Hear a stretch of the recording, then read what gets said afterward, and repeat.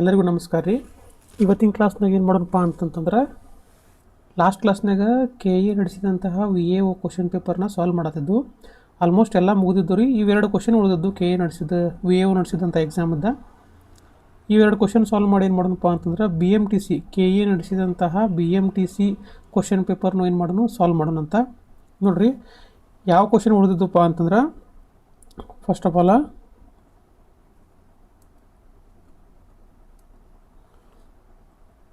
ಬಂದೂಕಿನಿಂದ ಗುಂಡನ್ನು ಹಾರಿಸಿದಾಗ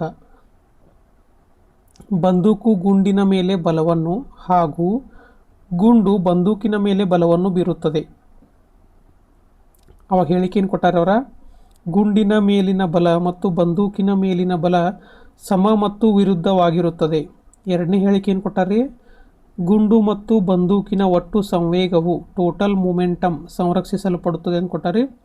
ಆಮೇಲೆ ಮೂರನೇ ಹೇಳಿಕೆ ಏನು ಕೊಟ್ಟಾರಪ್ಪ ಅಂತಂದ್ರೆ ಗುಂಡು ಮತ್ತು ಬಂದೂಕಿನ ಒಟ್ಟು ಚಲನ ಶಕ್ತಿಯು ಸಂರಕ್ಷಿಸಲ್ಪಡ್ತದೆ ಅಂತ ಕೊಟ್ಟಾರೆ. ನೋಡಿರಿ, ಈ ಕ್ವಶನ್ ಸಾಲ್ವ್ ಮಾಡ್ಬೇಕಂತಂದ್ರೆ ನಿಮಗೆ ಕಾನ್ಸೆಪ್ಟ್ ಪೂರ್ತಿ ಕ್ಲಿಯರಾಗಿ ಗೊತ್ತಿರ್ಬೇಕು ರೀ.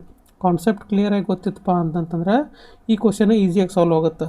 ಯಾವ್ಯಾವ ಕಾನ್ಸೆಪ್ಟ್ ಅಂತಂದ್ರೆ ಮೂಮೆಂಟಮ್ ಅಂತಂದ್ರೆ ಏನ, ಕೈನೆಟಿಕ್ ಎನರ್ಜಿ ಅಂತಂದ್ರೆ ಏನ, ಇದೇನು ವಿರುದ್ಧವಾದ ಮತ್ತು ಸಮವಾದ ಬಲ ಅಂತಂದ್ರೆ ಏನ, ಇವೆಲ್ಲದ್ರ ಬಗ್ಗೆ ಏನು ಗೊತ್ತಿರಬೇಕಪ್ಪ ಅಂತಂದ್ರೆ ನಿಮಗೆ ಕಾನ್ಸೆಪ್ಟ್ ಗೊತ್ತಿರ್ಬೇಕು ರೀ. ಈಗ ನೋಡಿರಿ, ಇದ್ರ ಕಾನ್ಸೆಪ್ಟ್ ಹೆಂಗಂತಪ್ಪ ಅಂದ್ರೆ ಒಂದು ನೋಡಿರಿ, ನಿಮಗೆ ಇದನ್ನು ಕ್ವಶನ್ ಸಾಲ್ವ್ ಮಾಡ್ಬೇಕಂತಂದ್ರೆ ನ್ಯೂಟನ್ನ ಮೂರನೇ ನಿಯಮ, ಚಲನೆಯ ಮೂರನೇ ನಿಯಮ ಗೊತ್ತಿರಬೇಕು. ಏನಪ್ಪ ಅಂತಂದ್ರೆ ನ್ಯೂಟನ್ನ ಮೂರನೇ ನಿಯಮ ಪ್ರತಿಯೊಂದು ಕ್ರಿಯೆಗೆ ಸಮನಾದ ಮತ್ತು ವಿರುದ್ಧವಾದ ಪ್ರತಿಕ್ರಿಯೆ ಇದ್ದೇ ಇರುತ್ತದೆ. Every action has equal and opposite reaction ಅನ್ನೋದೇನಪ್ಪ ಅಂತಂದ್ರೆ ನ್ಯೂಟನ್ನ ಮೂರನೇ ನಿಯಮ ಆಗೈತಿ. ಉದಾಹರಣೆ ಅಂತಂತಂದ್ರೆ ನೀವು ಒಂದು ಬೋಟ್ನ್ಯಾಗ ಹೊಂಟಿರ್ತಾರೆ ಅಂತ ಹೇಳಿ ತಿಳ್ಕೊರಿ. ನೀರೊಳಗೆ ಬೋಟ್ ಒಳಗೆ ಹೊಂಟಿರ್ತಾರೆ. ಇದ್ರೊಳಗೆ ಇತರಲಿ ತೆಪ್ಪಿಲಿ ಇದು ಮಾಡ್ತಿರ್ತಾರಲ್ಲ, ಹಿಂಗೆ ಚಲನೆ ಮಾಡ್ತಿರ್ತಾರಲ್ಲ, ಅವಾಗ ಈ ನೀರನ್ನು ಎಷ್ಟು ನೀವು ಹಿಂದಕ್ಕೆ ತಳ್ತಿರಲ್ಲ ಅಷ್ಟೇನಾಕತ್ತಪ್ಪ ಅಂತಂದ್ರೆ ಬೋಟ ಮುಂದಕ್ಕೆ ಹೋಗತ್ರಿ.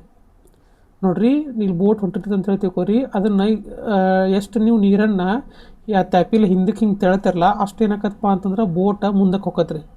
ಅಂದ್ರೆ ಎಷ್ಟು ಫೋರ್ಸ್ ನೀವು ಹಿಂದಕ್ಕೆ ಹಾಕಿರ್ತಾರಲ್ಲ ಅಷ್ಟು ಬೋಟ್ ಏನಾಕತ್ರಿ ಮೂಮೆಂಟ್ ಹೋಗುತ್ತೆ. ಅಂದ್ರೆ ಇತರ ವಿರುದ್ಧವಾಗಿ ಈಗ ನೋಡ್ರಿ, ನೀರನ್ನು ಹಿಂದಕ್ಕೆ ತಳೀರಿ, ಬೋಟ್ ಏನಾತ್ರಿ ಮುಂದಕ್ಕೆ ಹೋತು. ಎಷ್ಟು ಹೊಕ್ಕತಿ, ಎಷ್ಟು ನೀವು ಹಿಂದೆ ತಳಿರ್ತಿರಲ್ಲ ಅಷ್ಟು ಮುಂದೆ ಹೋಗತ್ರಿ. ಅದು ನೀವು ಬರೀ ಒಂದು ಹೆಚ್ಚಿಗೆ ಫೋರ್ಸ್ ಹಾಕಿ ತಳಿರಪ್ಪ ಅಂತಂದ್ರೆ ಹೆಚ್ಚಿಗೆ ಫೋರ್ಸ್ ಹಾಕಿ ಮುಂದೆ ಹೋಗುತ್ತೆ, ಕಡಿಮೆ ಫೋರ್ಸ್ ಹಾಕಿದ್ರಪ್ಪ ಅಂತಂದ್ರೆ ಕಡಿಮೆ ಮೂಮೆಂಟ್ ಹೋಗುತ್ತೆ. ಅಂತಂದ್ರೆ ಒಟ್ಟು ಈಕ್ವಲ್ ಇರ್ತತಿ, ಸಮವಾಗಿರುತ್ತದೆ. ಇದಕ್ಕೆ ಏನಂತಾರಪ್ಪ ಅಂತಂದ್ರೆ ನ್ಯೂಟನ್ನ ಮೂರನೇ ನಿಯಮ ಅಂತ ಕರೀತಾರೆ. ಈಗ ಇನ್ನೊಂದು ನೋಡ್ರಿ, ಒಂದು ವಾಲ್ ಇರ್ತದೆ ಅಂತ ಹೇಳಿ ತಿಳ್ಕೊರಿ, ಗಾಡಿ ಇರ್ತದೆ ಅಂತ ಹೇಳಿ ತಿಳ್ಕೊರಿ. ಆ ಗೋಡೆಗೆ ಏನು ಮಾಡ್ತೀರಪ್ಪ ಅಂತಂದ್ರೆ ನೀವು ಸ್ಪಂಜ್ ಬಾಲನ್ನು ಎಸಿತೀರಿ. ಒಂದು ಗೋಡೆ ಇರ್ತದೆ ಅಂತ ಹೇಳಿ ತಿಳ್ಕೊರಿ. ಆ ಗೋಡೆಗೆ ಸ್ಪಂಜ್ ಬಾಲನ್ನು ಎಸೆದಾಗ ಆ ಸ್ಪಂಜ್ ಬಾಲ್ ಏನಾಕತಿ ಗೋಡೆ ಮೇಲೆ ಬೀಳ್ತತ್ರಿ. ಅದೇ ರೀತಿ ಗೋಡೆ ಏನು ಎಷ್ಟು ಫೋರ್ಸ್ಲಿ ನೀವು ಆ ಬಾಲನ್ನ ಗೋಡೆಗೆ ಎಸ್ತಿರ್ತಾರಲ್ಲ ಆ ಗೋಡೆ ಕೂಡ ಏನು ಮಾಡ್ತದಪ್ಪ ಅಂತಂದ್ರೆ ಆ ಬಾಲಿನ ಮೇಲೆ ಅಷ್ಟು ಏನು ಮಾಡ್ತತಿ ಫೋರ್ಸನ್ನ ಹಾಕ್ತತಿ. ಅದಕ್ಕೆ ಆ ಬಾಲ್ ಏನಾಕತ್ರಿ ಗಾಡಿಗೆ ಬಡ್ದು ಹೊಳ್ಳಿ ವಾಪಸ್ ಬರ್ತತಿ. ಎಷ್ಟು ಬರ್ತದಪ್ಪ ಅಂತಂದ್ರೆ ನೀವು ಎಷ್ಟು ಫೋರ್ಸ್ಲಿ ಗಾಡಿಗೆ ಎಸ್ತಿರ್ತಾರಲ್ಲ ಅಷ್ಟು ಫೋರ್ಸ್ಲಿ ಗಾಡಿಗೆ ಏನಾಕತ್ರಿ ವಾಪಸ್ ಬರ್ತತಿ. ಇದು ಏನಪ್ಪ ಅಂತಂದ್ರೆ ನ್ಯೂಟನ್ನ ಮೂರನೇ ನಿಯಮಕ್ಕೆ ಉದಾಹರಣೆ. ಅಂತಂದ್ರೆ ಎಷ್ಟು ನೀವು ದೂರಕ್ಕೆ ಹೋಗಿತಿರಲ್ಲ ಅಷ್ಟು ಏನಾಕತ್ತಪ್ಪ ಅಂತಂದ್ರೆ ಹೊಳ್ಳಿ ವಾಪಸ್ ಬಂತಂತಂದ್ರೆ ಅದಕ್ಕೆ ಮೂರನೇ ನಿಯಮ ಅಂತೇಳಿ ಕರೀತಾರೆ. ಈಕ್ವಲ್ ಆ್ಯಂಡ್ ಅಪೋಸಿಟ್ ರಿಯಾಕ್ಷನ್ ಈ ಥರ ಇರತತಿ. ಈಗ ಅದೇ ರೀತಿ ಈ ಕ್ವಶನ್ದಾಗ ಏನಿತ್ತಪ್ಪ ಅಂತಂತಂದ್ರೆ ಒಂದು ಬಂದೂಕು ಐತೆ ಅಂತ ಹೇಳಿ ತಿಳ್ಕೊರಿ. ಒಂದು ಬಂದೂಕಿನಿಂದ ಒಂದು ಗುಂಡನ್ನು ಹಾರಿಸಲಾಗಿದೆ, ಗುಂಡನ್ನು ಹಾರಿಸಿದ್ದಾರೆ. ಈ ಗುಂಡ ಎಷ್ಟು ಮೂಮೆಂಟ್ ಮುಂದೆ ಹೋಗಿರ್ತದಲ್ರಿ ಅಷ್ಟೇನಾಕತ್ತಪ್ಪ ಅಂತಂದ್ರೆ ಬಂದೂಕ ಹಿಂದಕ್ಕೆ ಚಲಿಸಿರ್ತತಿ. ಈಗ ನೋಡ್ರಿ, ನೀವು ಯಾವುದೋ ಒಂದು ಮೂವಿ ಒಳಗೆ ನೋಡ್ರಿ, ಒಂದು ಬಂದೂಕ್ಲಿ ಏನಾರ ಗುಂಡದು ಹಾರಿಸಿರಪ್ಪ ಅಂತಂತಂದ್ರೆ ಆ ಬಂದೂಕ ಒಂದು ಸ್ವಲ್ಪ ಹಿಂದೆ ಬಂದಂಗೆ ಆಗುತ್ತೆ. ಯಾಕಪ್ಪ ಅಂತಂತಂದ್ರೆ ಈ ಗುಂಡಿನ ಮೇಲೆ ಬಿದ್ದಂತಹ ಫೋರ್ಸ್ ಎಷ್ಟಿರ್ತೈತಲ್ಲ ಆ ಗುಂಡನ್ನು ಏನು ಮಾಡ್ತಂತಂದ್ರೆ ಈ ಬಂದೂಕನ್ನು ಹಿಂದಕ್ಕೆ ತಳ್ತತ್ರಿ. ಎಷ್ಟು ತಳ್ತಪ್ಪ ಅಂತಂತಂದ್ರೆ ಇದು ಎಷ್ಟು ಮುಂದೆ ಹೋಗಿರ್ತೈತಲ್ರಿ ಅಷ್ಟು ಫೋರ್ಸ್ಲಿನ ಇದು ಹಿಂದೆ ಬಂದಿರ್ತೈತಿ. ನೆನಪಿಟ್ಟುವರಿ, ಇದು ಎಷ್ಟು ಮುಂದೆ ಹೋಗಿರ್ತೈತಲ್ಲ ಅಷ್ಟು ಫೋರ್ಸ್ಲಿನ ಏನಾಗಿರ್ತೈತಿ ರೀ ಇದು ಹಿಂದೆ ಬಂದಿರ್ತೈತಿ. ಈಗ ನೋಡ್ರಿ, ಇದನ್ನು ತಿಳ್ಕೊಂಡು ಏನು ಮಾಡೋಣಪ್ಪ ಅಂತಂದ್ರೆ ಇವ್ನು ಕ್ವಶನ್ ನೋಡ್ರಿ. ಈಗ ಒಂದನೇಗೂ ಅವು ಏನು ಕೊಟ್ಟಾರಪ್ಪ ಅಂತಂತಂದ್ರೆ ಗುಂಡಿನ ಮೇಲಿನ ಬಲ ಮತ್ತು ಬಂದೂಕಿನ ಮೇಲಿನ ಬಲ ಸಮ ಮತ್ತು ವಿರುದ್ಧವಾಗಿರುತ್ತವೆ. ಈ ಹೇಳಿಕೆ ಸರಿಯೋ ತಪ್ಪೋ ನೀವು ಕಾನ್ಸೆಪ್ಟ್ ತಿಳ್ಕೊಂಡ್ರಿ. ಗುಂಡಿನ ಮೇಲೆ ಬಿದ್ದಂಥ ಫೋರ್ಸ ಆಮೇಲೆ ಆ ಗುಂಡು ಬಂದೂಕಿನ ಮೇಲೆ ಬಿದ್ದಂಥ ಫೋರ್ಸ್ ಏನಿರ್ತೈತಿ ರೀ, ಸಮ ಇರ್ತೈತಿ. ಆದರೆ ಏನಿರ್ತೈತಿ ಅದ ವಿರುದ್ಧವಾಗಿರ್ತೈತಿ. ಗುಂಡು ಮುಂದೆ ಹೋಗಿತ್ತಪ್ಪ ಅಂತಂತಂದ್ರೆ ಬಂದೂಕು ಹಿಂದೆ ಬಂದಿರ್ತೈತಿ. ಸೊ ಈ ಹೇಳಿಕೆ ಏನಾಗತ್ತೆ ರೀ, ಸರಿಯಾಗುತ್ತದೆ. ಹೇಳಿಕೆ ಎ ಅನ್ನೋದು ಏನಾತ್ರಿ, ಸರಿ ಆಯ್ತು. ಎತ್ತರ ಮೇಲೆ ನಿಮಗೆ ಗೊತ್ತಾತಪ್ಪ ಅಂತಂದ್ರೆ ನ್ಯೂಟನ್ನ 3ನೇ ನಿಯಮ ಗೊತ್ತಿತ್ತಪ್ಪ ಅಂತಂದ್ರೆ ಈ ಕಾನ್ಸೆಪ್ಟ್ ನಿಮಗೆ ಗೊತ್ತಾಕತಿ.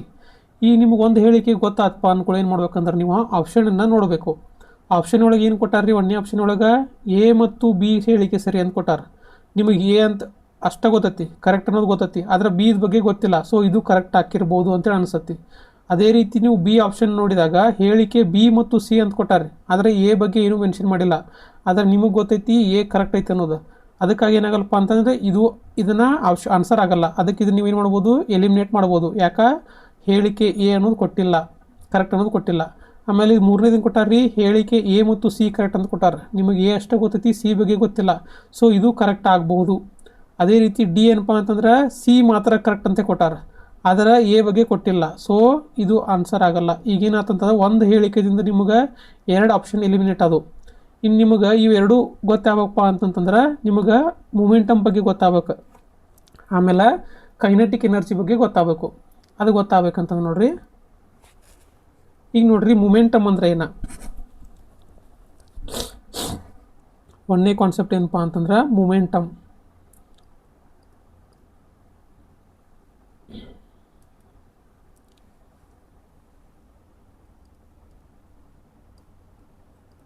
ಮೂಮೆಂಟಮ್ ಕನ್ನಡದಾಗ ಏನಂತಾರೆ ರೀ, ಸಂವೇಗ.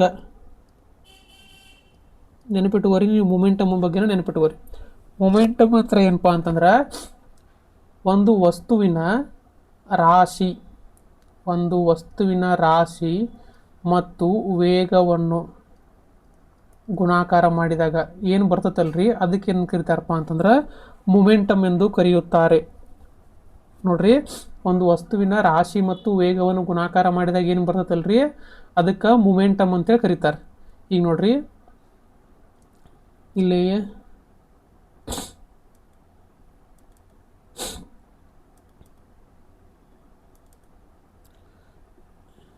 ಈ ಚಿತ್ರದಾಗ ನೀವು ಅಬ್ಸರ್ವ್ ಮಾಡ್ಬೋದು. ನೋಡ್ರಿ, 1000 kg ಕಾರ್ ಐತಂತ, ಆಮೇಲೆ 10 ಮೀಟ್ರ್ ಪರ್ ಸೆಕೆಂಡ್ದಾಗ ಹೊಂಟದಂತ್ರಿ. ಇಲ್ಲಿ 500 kg ಕಾರ್ ಐತೆ ಅಂತಂದ್ರೆ 15 ಮೀಟ್ರ್ ಪರ್ ಸೆಕೆಂಡ್ದಾಗ ಹೊಂಟದಂತ್ರಿ. ಇದಕ್ಕೆ ಯಾವುದಕ್ಕೆ ಹೆಚ್ಚಿಗೆ ಡ್ಯಾಮೇಜ್ ಆಕತಿ ಅಂಥೇಳಿ ನಿಮಗೆ ಏನಾರು ಅಕಸ್ಮಾತ್ ಗೊತ್ತಾಗಬೇಕಪ್ಪ ಅಂತಂದ್ರೆ ಅದ್ರದ್ದು ಮೂಮೆಂಟಮ್ ಬಗ್ಗೆ ಗೊತ್ತಿರ್ಬೇಕು ರೀ. ಎತ್ತರದ ಮೂಮೆಂಟಮ್ ಜಾಸ್ತಿ ಇರ್ತೈತಲ್ಲ, ಅದೇನು ಮಾಡ್ತದಪ್ಪ ಅಂತಂದ್ರೆ ಮೂಮೆಂಟಮ್ ಕಡಿಮೆ ಇರುವಂತಹ ವಸ್ತುವಿಗೆ ಡ್ಯಾಮೇಜ್ ಜಾಸ್ತಿ ಮಾಡ್ತೈತಿ. ಈಗ ನಿಮಗೆ ಮೂಮೆಂಟಮ್ ಅಂತಂದ್ರೆ ಏನು ಗೊತ್ತೈತೆ ರೀ, ಒಂದು ವಸ್ತುವಿನ ಮಾಸ್ ರಾಶಿ ಮತ್ತು ಅದರ ಸ್ಪೀಡ್ ಗುಣಾಕಾರ ಮಾಡ್ಬೇಕ್ರಿ. ಇಲ್ಲಿ ರಾಶಿ ಎಷ್ಟೈತಿ ರೀ, 1000 ಐತ್ರಿ. ಆಮೇಲೆ ಅದ್ರದ್ದು ಇದು ಐತಿ ಸ್ಪೀಡ್ ಎಷ್ಟೈತಿ, 10 ಐತಿ. ಗುಣಾಕಾರ ಮಾಡಿದಾಗ ಎಷ್ಟು ಬಂತು ರೀ, 10,000 ಬಂತು ರೀ. ಇದು ಯಾವ್ದು ಕಾರ್ ಅಂದ್ರಿ, ಈ ದೊಡ್ಡ ಕಾರದ ಏನಾತ್ರಿ, ಮೂಮೆಂಟಮ್ ಆತ. ಇದು ಸಣ್ಣ ಕಾರದ ಅಂತಂದ್ರೆ ಇದರ ರಾಶಿ ಎಷ್ಟೈತಿ ರೀ, 500 ಐತಿ. ಆಮೇಲೆ ಇದ್ರದ್ದು ಸ್ಪೀಡ್ ಎಷ್ಟೈತಿ ರೀ, 15 ಐತಿ. 15 5 75, 7500 ಬಂತು ರೀ. ಇದ್ರೊಳಗೆ ಮೂಮೆಂಟಮ್ ಜಾಸ್ತಿ ಯಾವ್ದೈತಿ ರೀ, 10,000 ಐತ್ರಿ. ಈಗ ಕಾರ್ ಅಕಸ್ಮಾತ್ ಈ ಕಾರಿಗೆ ಡಿಕ್ಕಿ ಹೊಡಿತಪ್ಪ ಅಂತಂತಂದ್ರೆ ಇದ್ರೊಳಗೆ ಎರಡೂ ಕಾರ್ ಒಳಗೆ ಯಾವ ಡ್ಯಾಮೇಜ್ ಆಗತ್ತೆ ರೀ, ಈ ಕಾರ್ ಡ್ಯಾಮೇಜ್ ಆಗುತ್ತೆ. ಇದ್ರ ಮೂಮೆಂಟಮ್ ಕಡಿಮೆ ಇರ್ತೈತೆ ರೀ. ಅದಕ್ಕೇನಪ್ಪ ಅಂತಂತಂದ್ರೆ ಈ ಕಾರಿಗೆ ಏನಾಗತ್ತೆ ರೀ, ಡ್ಯಾಮೇಜ್ ಜಾಸ್ತಿ ಆಗುತ್ತೆ. ಮೂಮೆಂಟಮ್ ಯಾವ್ದು ಜಾಸ್ತಿ ಇರತ್ತಲ್ಲ ರೀ, ಅದ್ರದ್ದು ಡ್ಯಾಮೇಜ್ ಕಡಿಮೆ ಆಗುತ್ತೆ. ಮೂಮೆಂಟಮ್ ಯಾವ್ದು ಕಡಿಮೆ ಇರತ್ತಲ್ಲ ರೀ, ಅದ್ರ ಮೂಮೆಂಟ್ ಏನಾಗತ್ತೆ ರೀ, ಅದ್ರದ್ದು ಡ್ಯಾಮೇಜ್ ಏನಾಗತ್ತೆ ರೀ, ಜಾಸ್ತಿ ಆಗತ್ತೆ ರೀ. ಹಂಗೇನಪ್ಪ ಅಂತಂದ್ರೆ ಮೂಮೆಂಟಮ್ ಈಗ ಮೂಮೆಂಟಮ್ ಅಂತಂದ್ರೆ ಏನ್ರಿ, ಮಾಸ್ ಮತ್ತು ರಾಶಿ ಎರಡು ಗುಣಾಕಾರ ಮಾಡಿದಾಗ ಏನಾಕತ್ರಿ, ಮೂಮೆಂಟಮ್ ಸಿಗ್ತತಿ. ಆಮೇಲೆ ಇನ್ನೊಂದು ಅದ್ರೊಳಗೆ ನಿಮಗೆ ವರ್ಡ್ ಬಂದತಿ. ಎದ್ರೊಳಗೆ ಏನಪ್ಪ ಅಂತಂದ್ರೆ ಕ್ವಶನ್ ಒಳಗೆ ವರ್ಡ್ ಬಂದತಿ, ಸಂರಕ್ಷಿಸಲ್ಪಡುತ್ತದೆ. ಏನ್ರಿ, ಸಂರಕ್ಷಿಸಲ್ಪಡುತ್ತದೆ ಅಂತೇಳಿ ಬಂದತಿ. ಏನು ಹಿಂಗಪ್ಪ ಅಂತಂದ್ರೆ ಇಂಗ್ಲೀಷ್ನಾಗ ಕನ್ಸರ್ವ್ಡ್. ಹಿಂಗಂದ್ರೆ ಏನಪ್ಪ ಅಂತಂದ್ರೆ ಕ್ರಿಯೆ ನಡೆಯೋಕ್ಕಿಂತ ಮುಂಚೆ ಏನು ಸ್ಥಿತಿ ಇರ್ತೈತಲ್ರಿ, ಕ್ರಿಯೆ ನಡೆದ ನಂತರನೂ ಅದ ಸ್ಥಿತಿ ಇತ್ತಪ್ಪ ಅಂತಂತಂದ್ರೆ ಅಲ್ಲಿ ಅದನ್ನು ಕನ್ಸರ್ವ್ಡ್ ಅಂತ ಕರೀತಾರೆ. ಅದು ಸಂರಕ್ಷಿಸಲ್ಪಡುತ್ತದೆ ಅಂತ ಕರೀತಾರೆ.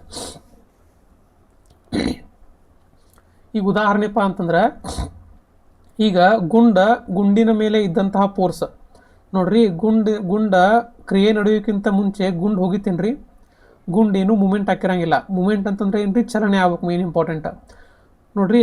ಕ್ರಿಯೆ ನಡೆಯೋಕ್ಕಿಂತ ಮುಂಚೆ ಈ ಗುಂಡು ಮೂಮೆಂಟ್ ಇತ್ತೇನ್ರಿ, ಇರಾಕಿಲ್ಲ.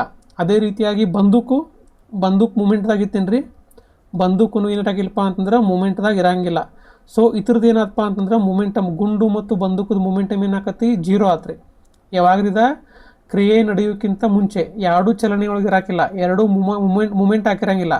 ಸೊ ಅವಾಗ ಏನಾಗುತ್ತೆ ರೀ, ಮೂಮೆಂಟಮ್ ಅಂತದ ಜೀರೋ ಆಗುತ್ತೆ. ಯಾಕಪ್ಪ ಅಂತಂದ್ರೆ ವೆಲಾಸಿಟಿ ಜೀರೋ ಇರ್ತೈತಿ. ಅರ್ಥ ಆತ್ರಿ. ಈಗ ನೀವು ಮಾಸ್ ಇಂಟು ವೆಲಾಸಿಟಿ ಮಾಡಿರಪ್ಪ ಅಂತಂದ್ರೆ ಎರಡ್ರದ್ದು ಆನ್ಸರ್ ಜೀರೋ ಬರ್ತೈತಿ. ಹೆಂಗಪ್ಪ ಅಂತಂತಂದ್ರೆ, ಈಗ ನೋಡ್ರಿ, ಗುಂಡಿನ ಮಾಸ್ ಎಷ್ಟು ಮಾಸ, ಆಮೇಲೆ ಗುಂಡಿನ ವೆಲಾಸಿಟಿ ಯಾವಾಗ್ರಿದ ಕ್ರಿಯೆ ನಡೆಯೋಕ್ಕಿಂತ ಮುಂಚೆ.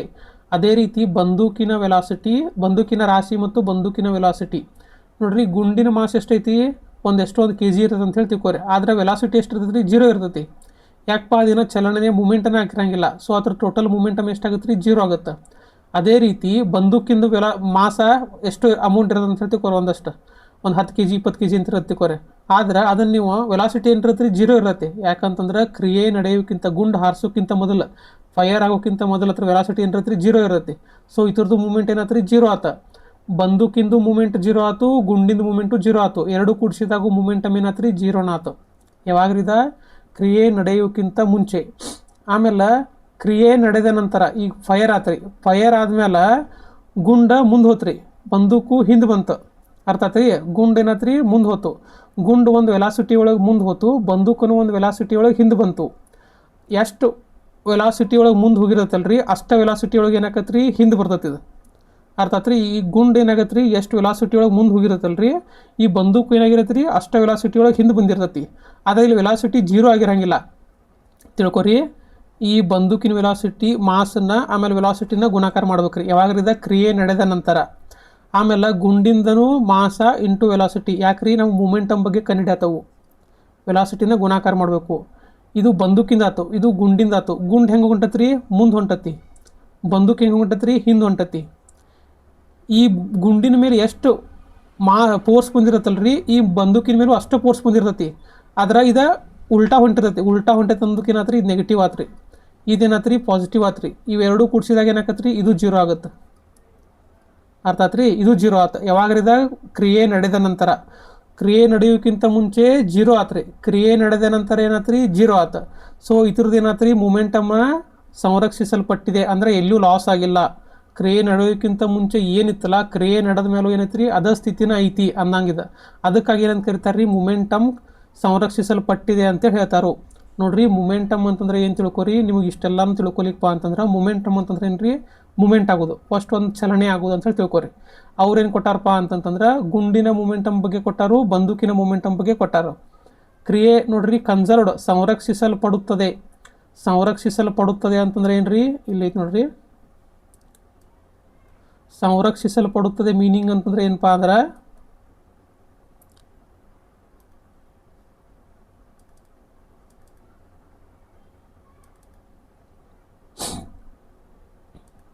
ಇದೇನು ಕೊಟ್ಟಾರಪ್ಪ ಅಂತಂತಂದ್ರೆ, ಗುಂಡು ಮತ್ತು ಬಂದೂಕಿನ ಒಟ್ಟು ಸಂವೇಗವು ಸಂರಕ್ಷಿಸಲ್ಪಡುತ್ತದೆ ಅಂತ ಕೊಟ್ಟಾರೆ.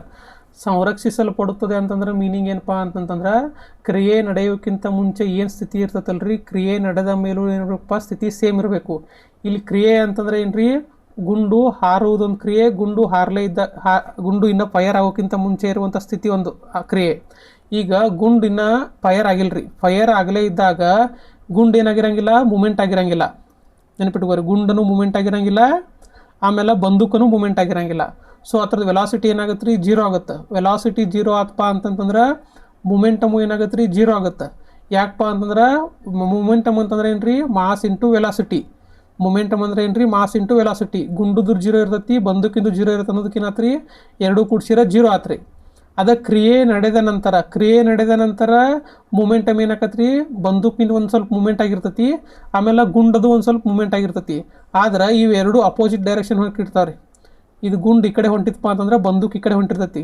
ಈ ಗುಂಡ ಎಷ್ಟು ಫೋರ್ಸಿಲೆ ಮುಂದೆ ಹೊಂಟಿರ್ತಲ್ರಿ ಅಷ್ಟ ಮೂಮೆಂಟ್ಲೇ ಏನಾಗಿರುತ್ತಪ್ಪ ಅಂತಂದ್ರೆ ಬಂದೂಕ್ ಹಿಂದೆ ಬಂದಿರ್ತೈತಿ. ಅದಕ್ಕೆ ಮುಂದೆ ಹೋಗೋದಕ್ಕೆ ನಾವು ಪಾಸಿಟಿವ್ ಅಂತ ಕೊಡಬೇಕು, ಹಿಂದೆ ಬರೋದಕ್ಕೆ ಏನಾಕತ್ರಿ ನೆಗೆಟಿವ್ ಅಂತ ಕೊಡಬೇಕು. ಯಾಕಂದ್ರೆ ವಿರುದ್ಧ ದಿಕ್ಕದವ್ರಿ ಅವು. ಅದಕ್ಕೆ ಏನಾಕಪ್ಪ ಅಂತಂದ್ರೆ ಅವುಗಳನ್ನು ಕೂಡಿಸಿದಾಗೂ ನೀವು ಏನಾಕತ್ರಿ ಕ್ಯಾನ್ಸಲ್ ಆಗಿ 0 ಆಕತಿ. ಸೊ ಕ್ರಿಯೆ ನಡೆಯೋಕ್ಕಿಂತ ಮುಂಚೆ 0 ಇತ್ತು. ಯಾಕಪ್ಪ ಅಂತಂದ್ರೆ ವೆಲಾಸಿಟಿ 0 ಇತ್ತು. ಕ್ರಿಯೆ ನಡೆದ ಮೇಲೂ 0 ಆಯ್ತು. ಯಾಕೆ 0 ಆತಪ್ಪ ಅಂತಂತಂದ್ರೆ ಎರಡೂ ವಿರುದ್ಧ ದಿಕ್ಕಿನಾಗ ಹೊಂಟಿದ್ದು. ಅದಕ್ಕಾಗಿ ಏನಾಗತ್ತಪ್ಪ ಅಂತಂದ್ರೆ ಅವು ಲಾಸ್ ಆಗಲ್ಲ, ಸಂರಕ್ಷಿಸಲ್ಪಡುತ್ತವೆ ಅಂತಂದ್ರೆ ಕನ್ಸರ್ವ್ಡ್ ಆಗುತ್ತವೆ. ಮೂಮೆಂಟ್ ಏನಾಗತ್ತೆ ರೀ, ಮೂಮೆಂಟಮ ಕನ್ಸರ್ವ್ಡ್ ಆಗುತ್ತದೆ. ಸೊ ಈಗ ಏನಾಗತ್ತೆ ರೀ ಹೇಳಿಕೆ ನೋಡ್ರಿ ನೀವು. ಒಂದನೇ ಹೇಳಿಕೆ ಗೊತ್ತಾಗೈತೆ ನಿಮ್ಗೆ. ಎರಡನೇ ಹೇಳಿಕೆ ಗುಂಡು ಮತ್ತು ಬಂದೂಕಿನ ಒಟ್ಟು ವೇಗವು ಸಂರಕ್ಷಿಸಲ್ಪಡುತ್ತದೆ. ಯಾಕೆ ಸಂರಕ್ಷಿಸಲ್ಪಡ್ತದಪ್ಪ ಅಂತಂದ್ರೆ ಕ್ರಿಯೆ ನಡೆಯೋಕ್ಕಿಂತ ಮುಂಚೆನೂ ಮೂಮೆಂಟಮ್ ಸೇಮ್ ಇತ್ತು, ಕ್ರಿಯೆ ನಡೆದಾದ್ಮೇಲೂ ಮೂಮೆಂಟಮ್ 0ನ ಬಂತ ಆನ್ಸರ್. ನೋಡ್ರಿ ಮುಂದಿಂದ ಹೇಳಿಕೆ ನೋಡ್ರಿ. ಗುಂಡು ಮತ್ತು ಬಂದೂಕಿನ ಒಟ್ಟು ಚಲನಶಕ್ತಿ ಅಂತಂದ್ರೆ ಏನ್ರಿ, ಕೈನೆಟಿಕ್ ಎನರ್ಜಿ ಸಂರಕ್ಷಿಸಲ್ಪಡುತ್ತದೆ ಅಂತ ಕೇಳಿದ್ದಾರೆ. ನಿಮ್ಮ ತಲೆಯಾಗಿ ಬರಬೇಕು ಸಂರಕ್ಷಿಸಲ್ಪಡುತ್ತದೆ ಅಂತಂದ್ರೆ ಏನ, ಕ್ರಿಯೆ ನಡೆಯೋಕ್ಕಿಂತ ಮುಂಚೆ, ಕ್ರಿಯೆ ನಡೆದಾದ್ಮೇಲೆ. ಸೊ ಈಗ ನೋಡ್ರಿ, ಕ್ರಿಯೆ ನಡೆಯೋಕ್ಕಿಂತ ಮುಂಚೆ ಕೈನೆಟಿಕ್ ಎನರ್ಜಿ ಇತ್ತೋ ಇಲ್ಲೋ, ಬಂದೂಕಿಂದ ಗುಂಡಿಂದ ಕೊಟ್ಟಾರ ಅವ್ರಿ. ಇಲ್ಲೇನು ಕೊಟ್ಟಾರ್ರಿ, ಬಂದೂಕು ಮತ್ತು ಗುಂಡು ಕೊಟ್ಟಾರ. ಕೈನೆಟಿಕ್ ಎನರ್ಜಿ ಅಂತಂದ್ರೆ ಏನ್ರಿ, ಚಲನಶಕ್ತಿ. ಈಗ ಫೈರ್ ಆಗೋಕ್ಕಿಂತ ಮೊದಲ ಗುಂಡ ಚಲನೆಯಲ್ಲಿತ್ತೋ ಇಲ್ಲೋ, ಇಲ್ಲ. ಅಥವಾ ಸೊ ಗುಂಡಿನ ಚಲನಶಕ್ತಿ ಏನಾತ್ರಿ 0 ಆತ. ಯಾವಾಗ್ರಿದ ಕ್ರಿಯೆ ನಡೆಯೋಕ್ಕಿಂತ ಮುಂಚೆ. ಪ್ಲಸ್ ಬಂದೂಕಿಂದ ಚಲನಶಕ್ತಿ ಇತ್ತೋ ಇಲ್ಲೋ, ಬಂದೂಕಿನಾರ ಚಲನೆ ಆಗತ್ತೇನ್ರಿ, ಇಲ್ಲ. ಸೊ ಅದು 0 ಇತ್ತು. ಸೊ ಕ್ರಿಯೆ ನಡೆಯೋಕ್ಕಿಂತ ಮುಂಚೆ ಚಲನಶಕ್ತಿ ಏನಾತ್ರಿ, ಟೋಟಲ್ ಒಟ್ಟು ಚಲನಶಕ್ತಿ 0 ಆತ. ಯಾವಾಗ್ರಿದ ಕ್ರಿಯೆ ನಡೆಯೋಕ್ಕಿಂತ ಮುಂಚೆ. ಕ್ರಿಯೆ ನಡೆದಾದ್ಮೇಲೆ ಈಗ ಫೈರ್ ಆತ್ರಿ. ಫೈರ್ ಆದ್ಮೇಲೆ ಗುಂಡು ಏನಾಗತ್ರಿ, ಮುಂದೆ ಹೋಗುತ್ತಾ, ಬಂದೂಕು ಹಿಂದೆ ಬರ್ತೈತಿ. ಅರ್ಥ ಆತ್ರಿ. ಗುಂಡು ಏನಾತ್ರಿ, ಮುಂದೆ ಹೋತು. ಗುಂಡ ಮುಂದೆ ಹೋತು, ಬಂದೂಕು ಹಿಂದೆ ಬಂತು. ಇಷ್ಟ ಆಗಿತ್ತಂತಂದ್ರೆ ಇದು 0 ಆಗಿಬಿಡ್ತೈತ್ರಿ ಕೈನೆಟಿಕ್ ಎನರ್ಜಿ. ಆದರೆ ಇಲ್ಲಿ ಏನಾಗತ್ತಪ್ಪ ಅಂತಂದ್ರೆ ಒಂದಷ್ಟು ಚಲನಶಕ್ತಿ ಏನಾಗತ್ರಿ, ಹೀಟ್ ಎನರ್ಜಿ ಅಂತಂದ್ರೆ ಉಷ್ಣ ಶಕ್ತಿಯಾಗಿ ಲಾಸ್ ಆಗಿಬಿಡ್ತೈತ್ರಿ. ಅರ್ಥ ಆತ್ರಿ. ಈ ಬಂದೂಕ ಎಷ್ಟು ಹಿಂದೆ ಬರ್ಬೇಕಲ್ಲ ಅಷ್ಟು ಹಿಂದೆ ಬಂದಿರತ್ರಿ. ಆದರೆ ಈ ಫೈರ್ ಇದು ಗುಂಡು ಐತಲ್ರಿ, ಎಷ್ಟು ಮುಂದೆ ಹೋಗ್ಬೇಕಾಗಿರತ್ತಲ್ಲ ಅಷ್ಟು ಮುಂದೆ ಹೋಗಂಗಿಲ್ಲ. ಆ ಮುಂದೆ ಹೋಗೋದ್ಲೆ ಏನಾಗುತ್ತೆ ಅಂತಂದ್ರೆ ಒಂದಷ್ಟು ಭಾಗ ಹೀಟಾಗಿ ಲಾಸ್ ಆಗಿಬಿಡ್ತೈತಿ. ಈಗ ನೋಡ್ರಿ, ನೀವು ಫೈರ್ ಮಾಡಿದಾಗ ಮುಂದೆ ಬೆಂಕಿ ಬಂದಂಗೆ ಆಕತ್ ಗೊತ್ತ್ರಿ. ಬೆಂಕಿ ಆಗಿ ಬರುತ್ತಪ್ಪ ಅಂತಂತಂದ್ರೆ ಆ ಬಂದೂಕೊಳಗೆ ಕೆಮಿಕಲ್ ಎನರ್ಜಿ ಹಾಕಿರ್ತಾರೆ ರೀ, ಗನ್ ಪೌಡ್ರ್ ಹಾಕಿರ್ತಾರೆ. ಆ ಗನ್ ಪೌಡ್ರ್ ನೀವು ಇದನ್ನ ಏನದ ಟ್ರಿಗರ್ ಮಾಡಿದಾಗ ಬೆಂಕಿ ಹತ್ತಿ ಸುಡ್ತತ್ರ ಅದ. ಸೊ ಅವಾಗ ಏನಾಗತ್ತಪ್ಪ ಅಂತಂದ್ರೆ ಹೀಟ್ ಎನರ್ಜಿ ಉತ್ಪತ್ತಿ ಆಗತ್ತೆ ರೀ. ಸೊ ಇಲ್ಲಿ ಚಲನಶಕ್ತಿ ಏನಾತ್ರಿ, ಹೀಟ್ ಎನರ್ಜಿಯಾಗಿ ಕನ್ವರ್ಟ್ ಆಗುತ್ತೆ ಒಂದು ಸ್ವಲ್ಪ ಭಾಗ. ಸೊ ಮೊದಲು ಏನಿತ್ರಿ, ಹೀಟ್ ಏನಿದೆ ಶಕ್ತಿ 0 ಇತ್ತು. ಆದ್ರೆ ಕ್ರಿಯೆ ನಂತರ ಏನಾತ್ರಿ, ಒಂದಷ್ಟು ಚಲನಶಕ್ತಿ ಲಾಸ್ ಆತ. ಅಕಸ್ಮಾತ್ ಹೀಟಾಗಿ ಲಾಸ್ ಆಗ್ಲಿಕ್ಕಪ್ಪ ಅಂತಂದ್ರೆ ಅದು ಸಂರಕ್ಷಿಸಲ್ಪಡ್ತಿತ್ತು, ಕನ್ಸರ್ವ್ ಆಗಿ ಉಳಿತಿತ್ತು. ಆದ್ರೆ ಇದು ಕ್ರಿಯೆ ನಡೆದಾದ್ಮೇಲೆ ಒಂದಷ್ಟು ಹೀಟಾಗಿ ಲಾಸ್ ಆಗೋದಕ್ಕೆ ಏನಾಕತ್ರಿ, ಇದು ಸಂರಕ್ಷಿಸಲ್ಪಡುವುದಿಲ್ಲ. ಸೊ ಈ ಕ್ವಶನ್ ಒಳಗೆ ಈ ಚಲನಶಕ್ತಿ ಏನಾಗಲ್ರಿ, ಕನ್ಸರ್ವ್ಡ್ ಆಗಲ್ಲ. ಆದರೆ ಮೂಮೆಂಟಮ್ ಕನ್ಸರ್ವ್ ಆಗುತ್ತೆ. ಅಲ್ಲಿ ಮೂಮೆಂಟಮ್ ಯಾವುದೇ ರೀತಿಯಾಗಿ ಹೀಟಾಗಿ ಲಾಸ್ ಆಗೋಲ್ಲ. ಆದ್ರೆ ಕೈನೆಟಿಕ್ ಎನರ್ಜಿ ಹೀಟಾಗಿ ಲಾಸ್ ಆಗೋದ್ರಿಂದ, ಕ್ರಿಯೆ ನಡೆದ ನಂತರ ಲಾಸ್ ಆಗೋದ್ರಿಂದ ಏನಾಗತ್ತೆ ರೀ, ಕನ್ಸರ್ವ್ಡ್ ಆಗಲ್ಲ, ಅಂದ್ರೆ ಸಂರಕ್ಷಿಸುವುದಿಲ್ಲ. ಅದಕ್ಕಾಗಿ ಏನಪ್ಪ ಅಂತಂದರೆ ಇವೆರಡು ಹೇಳಿಕೆ ಎ ಮತ್ತು ಹೇಳಿಕೆ ಬಿ ಸರಿಯಾಗಿವೆ. ನೆನಪಿಟ್ಕೋರಿ, ಹೇಳಿಕೆ ಎ ಮತ್ತು ಹೇಳಿಕೆ ಬಿ ಸರಿಯಾಗಿವೆ. ಇದ್ರ ಕಾನ್ಸೆಪ್ಟ್ ತಿಳ್ಕೊಬೇಕಂತಂದ್ರೆ ನ್ಯೂಟನ್ನ 3ನೇ ನಿಯಮ ಗೊತ್ತಿರಬೇಕು. ಮೂಮೆಂಟಮ್ ಅಂದ್ರೆ ಏನು ಗೊತ್ತಿರಬೇಕು. ಮೂಮೆಂಟಮ್ ಅಂದ್ರೆ ಮಾಸ್ ಇಂಟು ವೆಲಾಸಿಟಿ ಮಾಡಿದಾಗ ಏನು ಬರುತ್ತೆ ಅದು ಆನ್ಸರ. ಆಮೇಲೆ ಕೈನೆಟಿಕ್ ಎನರ್ಜಿ ಚಲನಶಕ್ತಿ ಬಗ್ಗೆ ಗೊತ್ತಿರಬೇಕು. ಈ ಬಂದೂಕೊಳಗೆ ಚಲನಶಕ್ತಿ ಒಂದು ಸ್ವಲ್ಪ ಏನಾಗಿ ಲಾಸ್ ಆಗುತ್ತೆ ರೀ, ಹೀಟಾಗಿ ಲಾಸ್ ಆಗುತ್ತೆ. ನಿಮ್ಗೆ ಹಿಂಗೆ ಏನಾರ ಕ್ವಶನ್ ಬಂತಪ್ಪ ಅಂತಂದ್ರೆ ಎಷ್ಟು ನೆನಪುಳಿಲಿಕ್ಕಂತಂದ್ರೆ ಕೈನೆಟಿಕ್ ಎನರ್ಜಿ ಒಂದು ಸ್ವಲ್ಪ ಭಾಗ ಹೀಟಾಗಿ ಲಾಸ್ ಆಗುತ್ತೆ. ಅದಕ್ಕಾಗಿ ಏನಾಗಲ್ಲ ರೀ, ಕ್ರಿಯೆ ನಡೆಯೋಕ್ಕಿಂತ ಮುಂಚೆ ಇದ್ದಂಥ ಕೈನೆಟಿಕ್ ಎನರ್ಜಿ ಕ್ರಿಯೆ ನಂತರ ಕೈನೆಟಿಕ್ ಎನರ್ಜಿ ಸೇಮ್ ಇರಂಗಿಲ್ಲ. ಅದಕ್ಕಾಗಿ ಏನಾಕತ್ರಿ, ಅದು ಸಂರಕ್ಷಿಸಲ್ಪಡುವುದಿಲ್ಲ. ಇಷ್ಟು ನೆನಪಿಟ್ಕೋಬೇಕು. ನೆಕ್ಸ್ಟ್ ಮುಂದಿನ ಕ್ವಶನ್ ಏನಕ್ಕೆ ಯಾರಪ್ಪ ಅಂತಂದ್ರೆ ನೋಡ್ರಿ, ವಜ್ರಕ್ಕೆ ಸಂಬಂಧಿಸಿದಂತೆ ಈ ಕೆಳಗಿನ ಯಾವ ಹೇಳಿಕೆ ಸರಿಯಾಗಿದೆ. ನೋಡ್ರಿ, ವಜ್ರದಲ್ಲಿ ಪ್ರತಿ ಕಾರ್ಬನ್ ಪರಮಾಣು ಇತರ 3 ಕಾರ್ಬನ್ಗಳೊಂದಿಗೆ ಬಂಧಗೊಂಡಿದೆ. ವಜ್ರದಲ್ಲಿ ಪ್ರತಿ ಕಾರ್ಬನ್ ಪರಮಾಣು ಇತರ 4 ಕಾರ್ಬನ್ಗಳೊಂದಿಗೆ ಬಂಧಗೊಂಡಿದೆ. ವಜ್ರದಲ್ಲಿ ಪ್ರತಿ ಕಾರ್ಬನ್ ಪರಮಾಣು ಇತರ 6 ಕಾರ್ಬನ್ಗಳೊಂದಿಗೆ ಬಂಧಗೊಂಡಿದೆ. ವಜ್ರದಲ್ಲಿ ಕಾರ್ಬನ್ ಬಂಧವು ಅಸ್ತಿತ್ವದಲ್ಲಿರುತ್ತದೆ. ನಿಮಗೆ ವಜ್ರದು ಏನಾರ ಬಂತಪ್ಪ ಅಂತಂದ್ರೆ ನೆನಪಿಟ್ಕೊಂಡ್ಬಿಡ್ರಿ, ಅಲ್ಲಿ ಎಷ್ಟು ಕಾರ್ಬನಿನ ಪರಮಾಣುಗಳು ಇದಿರ್ತಾವಪ್ಪ ಅಂತಂದ್ರೆ 4 ಇರ್ತಾವೆ. ನೆನಪಿಟ್ಕೋರಿ, ಎಷ್ಟಿರ್ತಾವಪ್ಪ ಅಂತಂದ್ರೆ ಈಗ ನೋಡ್ರಿ ವಜ್ರ ಐತಂತಂದ್ರೆ ಈ ವಜ್ರ ಒಳಗೆ ವಜ್ರ ಎತ್ತರಿಂದ ಮಾಡಿರ್ತಾರಪ್ಪ ಅಂತ ಎತ್ತರಿಂದ ಆಗಿರ್ತದಪ್ಪ ಅಂತಂದ್ರೆ ಕಾರ್ಬನ್ ಆಟಮ್ಗಳಿಂದ ಆಗಿರುತ್ತದೆ. ನೆನಪಿಟ್ಟುಕೊರಿ, ಕಾರ್ಬನ್ ಆಟಮ್ಗಳಿಂದ ಆಗಿರುತ್ತದೆ.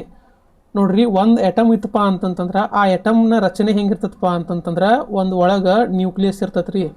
ಆ ನ್ಯೂಕ್ಲಿಯಸ್ ಒಳಗೆ ಪ್ರೋಟಾನ ಮತ್ತು ನ್ಯೂಟ್ರಾನ್ ಅನ್ನುವಂತಹ ಇರ್ತಾವ್ರಿ. ಪ್ರೋಟಾನ್ ಅಂತಂತಂದ್ರೆ ಏನು ರೀ, ಧನಾತ್ಮಕರಿದು. ಪ್ರೋಟಾನ್ ಅನ್ನೋದು ಧನ ಆವೇಶ ಹೊಂದೈತೆ ಅಂದ್ರೆ ಪಾಸಿಟಿವ್. ನ್ಯೂಟ್ರಾನ್ ಅನ್ನೋದು ಯಾವುದೇ ಆವೇಶವನ್ನು ಹೊಂದಿರುವುದಿಲ್ಲ. ಇದ್ರ ಸುತ್ತಲೂ ಈ ನ್ಯೂಕ್ಲಿಯಸ್ ಸುತ್ತಲೂ ಏನಿರ್ತಾವಪ್ಪ ಅಂತಂದ್ರೆ ಎಲೆಕ್ಟ್ರಾನ್ ಏನು ಹಾಕಿರ್ತಾವ್ರಿ, ಮೂಮೆಂಟ್ ಹಾಕಿರ್ತಾವೆ. ಎಲೆಕ್ಟ್ರಾನ್ ಏನಪ್ಪ ಅಂತಂದ್ರೆ ಮೂಮೆಂಟ್ ಹಾಕಿರ್ತಾವೆ. ಇವು ಯಾವ ಚಾರ್ಜ್ನಾಗ ಇರ್ತದಪ್ಪ ಅಂತಂದ್ರೆ ನೆಗೆಟಿವ್ ಚಾರ್ಜ್ನಾಗ ಇರ್ತದೆ ರೀ. ನೆಗೆಟಿವ್ ಚಾರ್ಜ್ನಾಗ ಇರ್ತದೆ ರೀ. ಇದು ಒಳಗೆ ನ್ಯೂಕ್ಲಿಯಸ್ ಏನಿರ್ತದೆ ರೀ, ಅದ್ರೊಳಗೆ ಪ್ರೋಟಾನ್ ಇರ್ತೈತಿ. ಆಮೇಲೆ ಸುತ್ತ ಏನಿರ್ತದೆ ರೀ, ಎಲೆಕ್ಟ್ರಾನ್ಗಳು ಇರ್ತಾವೆ. ಈ ಪ್ರೋಟಾನ ಮತ್ತು ನ್ಯೂಟ್ರಾನ ನೋಡ್ರಿ, ನಂಬರ್ ಆಫ್ ಪ್ರೋಟಾನ್ಗಳ ಸಂಖ್ಯೆ ಎಷ್ಟಿರ್ತಾವಲ್ಲ, ಪ್ರೋಟಾನ್ಗಳ ಸಂಖ್ಯೆ ಅಂತಂತಂದ್ರೆ ಅಟಾಮಿಕ್ ನಂಬರ್ ಅಂತೇಳಿ ಕರೀತಾರೆ. ಅಟಾಮಿಕ್ ನಂಬರ್, ಪರಮಾಣು ಸಂಖ್ಯೆ ಅಂತಾರೆ ಇದಕ್ಕೆ. ಪರಮಾಣು ಸಂಖ್ಯೆ ಅದ ಪ್ರೋಟಾನ್ ಮತ್ತು ನ್ಯೂಟ್ರಾನ್ಗಳ ಸಂಖ್ಯೆ. ಒಂದು ನೋಡ್ರಿ, ಪ್ರೋಟಾನ್ಗಳ ಸಂಖ್ಯೆಗೆ ಏನಂತ ಕರೀತಾರೆ ರೀ, ಅಟಾಮಿಕ್ ನಂಬರ್ ಅಂತೇಳಿ ಕರೀತಾರೆ. ಆಮೇಲೆ ಪ್ರೋಟಾನ್ ಮತ್ತು ನ್ಯೂಟ್ರಾನ್ಗಳ ಸಂಖ್ಯೆಗೆ ಏನು ಕರೀತಾರೆ ರೀ, ಅಟಾಮಿಕ್ ಮಾಸ್ ನಂಬರ್ ಅಂತೇಳಿ ಕರೀತಾರೆ. ಅಟಾಮಿಕ್ ಮಾಸ್ ನಂಬರ್ ನೆನಪಿಟ್ಟುಕೋರಿ. ಪ್ರೋಟಾನ್ಗಳ ಸಂಖ್ಯೆ ಅದಕ್ಕೆ ಏನಂತ ಕರೀತಾರೆ ರೀ, ಅಟಾಮಿಕ್ ನಂಬರ್ ಅಂತೇಳಿ ಕರೀತಾರೆ. ಪ್ರೋಟಾನ್ಗಳ ಸಂಖ್ಯೆಗೆ ಅಟಾಮಿಕ್. ಪ್ರೋಟಾನ್ಗಳು ಎಲ್ಲಿರ್ತಾವೆ ರೀ, ನ್ಯೂಕ್ಲಿಯಸ್ನಾಗ ಇರ್ತಾವೆ. ಅದ ಏನಪ್ಪ ಅಂತಂತಂದ್ರೆ ಎಲೆಕ್ಟ್ರಾನ್ಗಳು ಎಲ್ಲಿರ್ತಾವೆ ರೀ, ಎಲೆಕ್ಟ್ರಾನ್ಗಳು ಎಲ್ಲಿರ್ತಾವೆ ರೀ, ಅದ್ರ ಸುತ್ತಲೂ ಏನಿರ್ತಾವಪ್ಪ ಅಂತಂತಂದ್ರೆ ಸುತ್ತಲೂ ಇರ್ತಾವೆ. ಒಂದು ಅಟಮ್ದು ಸುತ್ತಲೂ ಏನಾಗಿರ್ತಾವೆ ಅಂತಂತಂದ್ರೆ ಸುತ್ತಿರ್ತಾವೆ. ಅದ ಪ್ರೋಟಾನ್ ಮತ್ತು ನ್ಯೂಟ್ರಾನ್ಗಳ ಸಂಖ್ಯೆ ಅಂತಂತಂದ್ರೆ ಅಟಾಮಿಕ್ ಮಾಸ್ ನಂಬರ್. ಇವೆರಡು ಕೂಡಿದಪ್ಪ ಅಂತಂದ್ರೆ ಅಟಾಮಿಕ್ ಮಾಸ್ ನಂಬರ್ ಅಂತ ಕರೀತಾರೆ ರೀ. ಆಮೇಲೆ ಬರೀ ಪ್ರೋಟಾನ್ಗಳ ಸಂಖ್ಯೆಗೆ ಅಟಾಮಿಕ್ ನಂಬರ್ ಅಂತ ಕರೀತಾರೆ. ಈ ಒಂದು ಯಾವುದೇ ಒಂದು ಅಟಮ್ ಇತ್ತಪ್ಪ ಅಂತಂತಂದ್ರೆ ಅದನ್ನೇನು ಮಾಡ್ತಾರಪ್ಪ ಅಂತಂತಂದ್ರೆ ಜೆಡ್ ಎ ಹಿಂಗೆ ಸಿಂಬೋಲ ಸೂಚನೆ ಮಾಡ್ತಾರೆ. ಈ ಜೆಡ್ ಅಂತಂದ್ರೆ ಏನು ರೀ, ಅಟಾಮಿಕ್ ನಂಬರ್. ನೋಡ್ರಿ, ಇದಕ್ಕೇನಂತಾರು ಅಟಾಮಿಕ್ ನಂಬರ್ ಅಂತ ಕರೀತಾರೆ ತೆಳಗಿಂದಕ್ಕೆ. ಈ ಮ್ಯಾಗಿಂದ ಎ ಅಂತಂದ್ರೆ ಅಟಾಮಿಕ್ ಮಾಸ್ ನಂಬರ್. ಹಿಂಗಂದ್ರೆ ಏನು ತಿಳ್ಕೊಬೇಕು ನೀವು, ಅಟಾಮಿಕ್ ನಂಬರ್ ಅಂತಂತಂದ್ರೆ ನಂಬರ್ ಆಫ್ ಪ್ರೋಟಾನ್ಗಳು. ಒಂದು ಅಟಮ್ನಲ್ಲಿ ಎಷ್ಟು ಪ್ರೋಟಾನ್ಗಳ ಸಂಖ್ಯೆ ಅದಾವಲ್ಲ ಅದಕ್ಕೆ ಅಟಾಮಿಕ್ ನಂಬರ್. ಇಲ್ಲಿ ಮ್ಯಾಗ್ ಎ ಅಂತಂದ್ರೆ ಪ್ರೋಟಾನ್ ಮತ್ತು ನ್ಯೂಟ್ರಾನ್ಗಳ ಸಂಖ್ಯೆ ಏನು ಕರೀತಾರೆ ರೀ, ಅಟಾಮಿಕ್ ಮಾಸ್ ನಂಬರ್ ಅಂತ ಕರೀತಾರೆ. ಇಷ್ಟೆಲ್ಲ ತಿಳ್ಕೊರಿ. ನಿಮ್ಗೆ ಇದನ್ನು ತಿಳ್ಕೊಂಡಾದ್ಮೇಲೆ ಏನಪ್ಪ ಅಂತಂದ್ರೆ ಕಾರ್ಬನ್ ಬಗ್ಗೆ ತಿಳ್ಕೊಬೇಕ್ರಿ. ನೋಡ್ರಿ, ಕಾರ್ಬನ್ನಲ್ಲಿ 4 ವೇಲೆನ್ಸಿ ಎಲೆಕ್ಟ್ರಾನ್ಗಳಿರುತ್ತವೆ. ಕಾರ್ಬನ್ನಲ್ಲಿ 4 ವೇಲೆನ್ಸಿ ಎಲೆಕ್ಟ್ರಾನ್ಗಳು ಇರುತ್ತವೆ. ವೇಲೆನ್ಸಿ ಎಲೆಕ್ಟ್ರಾನ್ ಅಂತಂತಂದ್ರೆ ಏನ್ರಿ, ಕಾರ್ಬನ್ನಿನ ಹೊರಕವಚದಲ್ಲಿ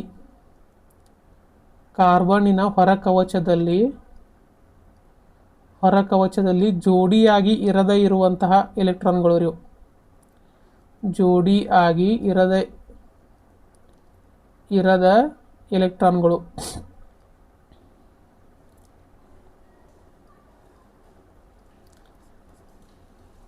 ಜೋಡಿಯಾಗಿ ಇರದ ಎಲೆಕ್ಟ್ರಾನ್ಗಳು. ನೋಡ್ರಿ, ಯಾವಾಗಿದ್ರೂ ಒಂದು ಆಟಮ್ ಸ್ಟೇಬಲ್ ಐತನ್ನಕ್ಕೆ ಏನು ಕಾರಣಪ್ಪ ಅಂತಂದ್ರೆ, ಒಂದು ಆಟಮ್ ಸ್ಟೇಬಲ್ ಐತನ್ನಕ್ಕೆ ಏನು ಕಾರಣಪ್ಪ ಅಂತಂದ್ರೆ ಅಲ್ಲಿರುವಂತಹ ಎಲೆಕ್ಟ್ರಾನ್ಗಳು ಜೋಡಿಯಾಗಿರ್ಬೇಕ್ರಿ.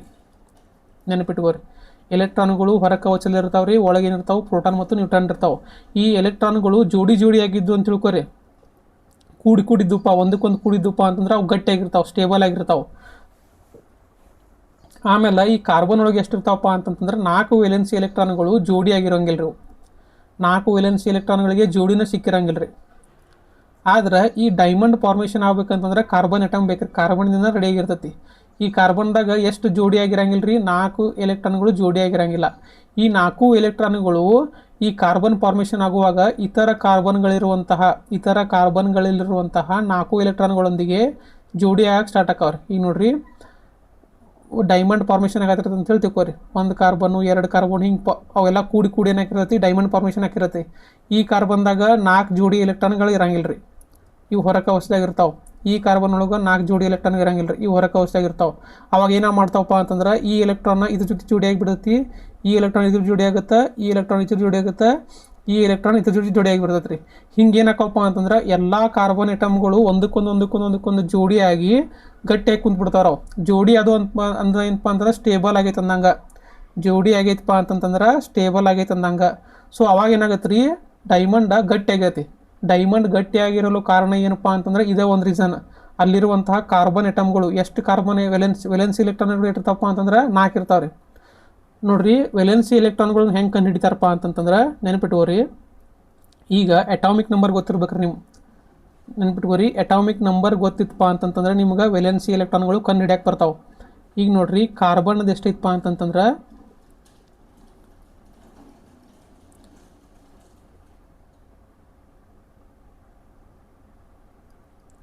ಕಾರ್ಬನ್ದು ವೆಲೆನ್ಸಿ ಎಲೆಕ್ಟ್ರಾನ್ ಎಷ್ಟಿತ್ತಪ್ಪ ಅಂತಂತಂದ್ರೆ ಕಾರ್ಬನ್ನಿನ ವೆಲೆನ್ಸಿ ಎಲೆಕ್ಟ್ರಾನ್ಗಳು 4 ಅದಾವ್ರಿ.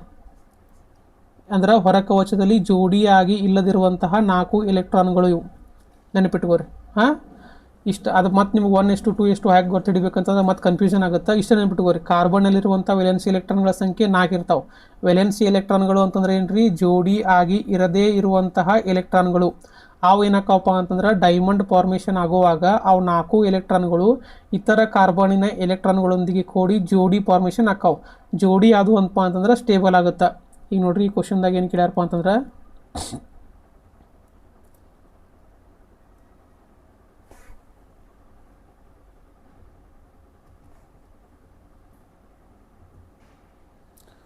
ವಜ್ರದಲ್ಲಿನ ಪ್ರತಿ ಕಾರ್ಬನ್ ಪರಮಾಣು ಈ ಥರ 3 ಕಾರ್ಬನ್ ಕೊಟ್ಟಾರೆ, ಇದಾಗಲ್ರಿ. ಈ ಥರ 4 ಕಾರ್ಬನ್ ಕೊಟ್ಟಾರೆ. ಸೊ ಇದೇ ಕರೆಕ್ಟ್ ಆನ್ಸರ್ ಆಗುತ್ತೆ. ಇಲ್ಲಿ 3ನೇ ಆಪ್ಷನ್ದಾಗ ಏನೈತೆ ರೀ, ಈ ಥರ 6 ಕಾರ್ಬನ್ ಅಂತ ಕೊಟ್ಟಾರೆ, ಇದು ಆನ್ಸರ್ ಆಗಲ್ರಿ. ಆದ್ರೆ ವಜ್ರದಲ್ಲಿ ಕಾರ್ಬನ್ ಬಂದ ಇರುವುದಿಲ್ಲ ಅಂತ ಕೊಟ್ಟಾರೆ. ಕಾರ್ಬನ್ ಬಂದ ಇರ್ತತಿ. 2 ಬಾಂಡ್ ಕೂಡಿದಾಗ ಏನಾಗತ್ತಪ್ಪ ಅಂತಂದ್ರೆ ಡೈಮಂಡ್ ರಚನೆ ಆಗುತ್ತದೆ. ಇದೇನಪ್ಪ ಅಂತಂದ್ರೆ KA ಕ್ವಶನ್ VAOದು ಕ್ವಶನ್ಗಳು ಎಲ್ಲ ಅದು ರೀ. ಇವೆರಡು ಕ್ವಶನ್ಗಳು ಹಿಡ್ಕೊಂಡು ಅಂತಂದ್ರೆ ಎಲ್ಲ ಕ್ವಶನ್ಗಳು ಸಾಲ್ವ್ ಆದವು ರೀ. ನೋಡ್ರಿ ನೆಕ್ಸ್ಟ್ ಏನು ಮಾಡೋಣಪ್ಪ ಅಂತಂತಂದ್ರೆ ಇದ್ರದ್ದು ನೋಡೋಣ, BMTC question paper. BMTC question ಪೇಪರ್ನ ಸಾಲ್ವ್ ಮಾಡೋಣ ಅಂತ.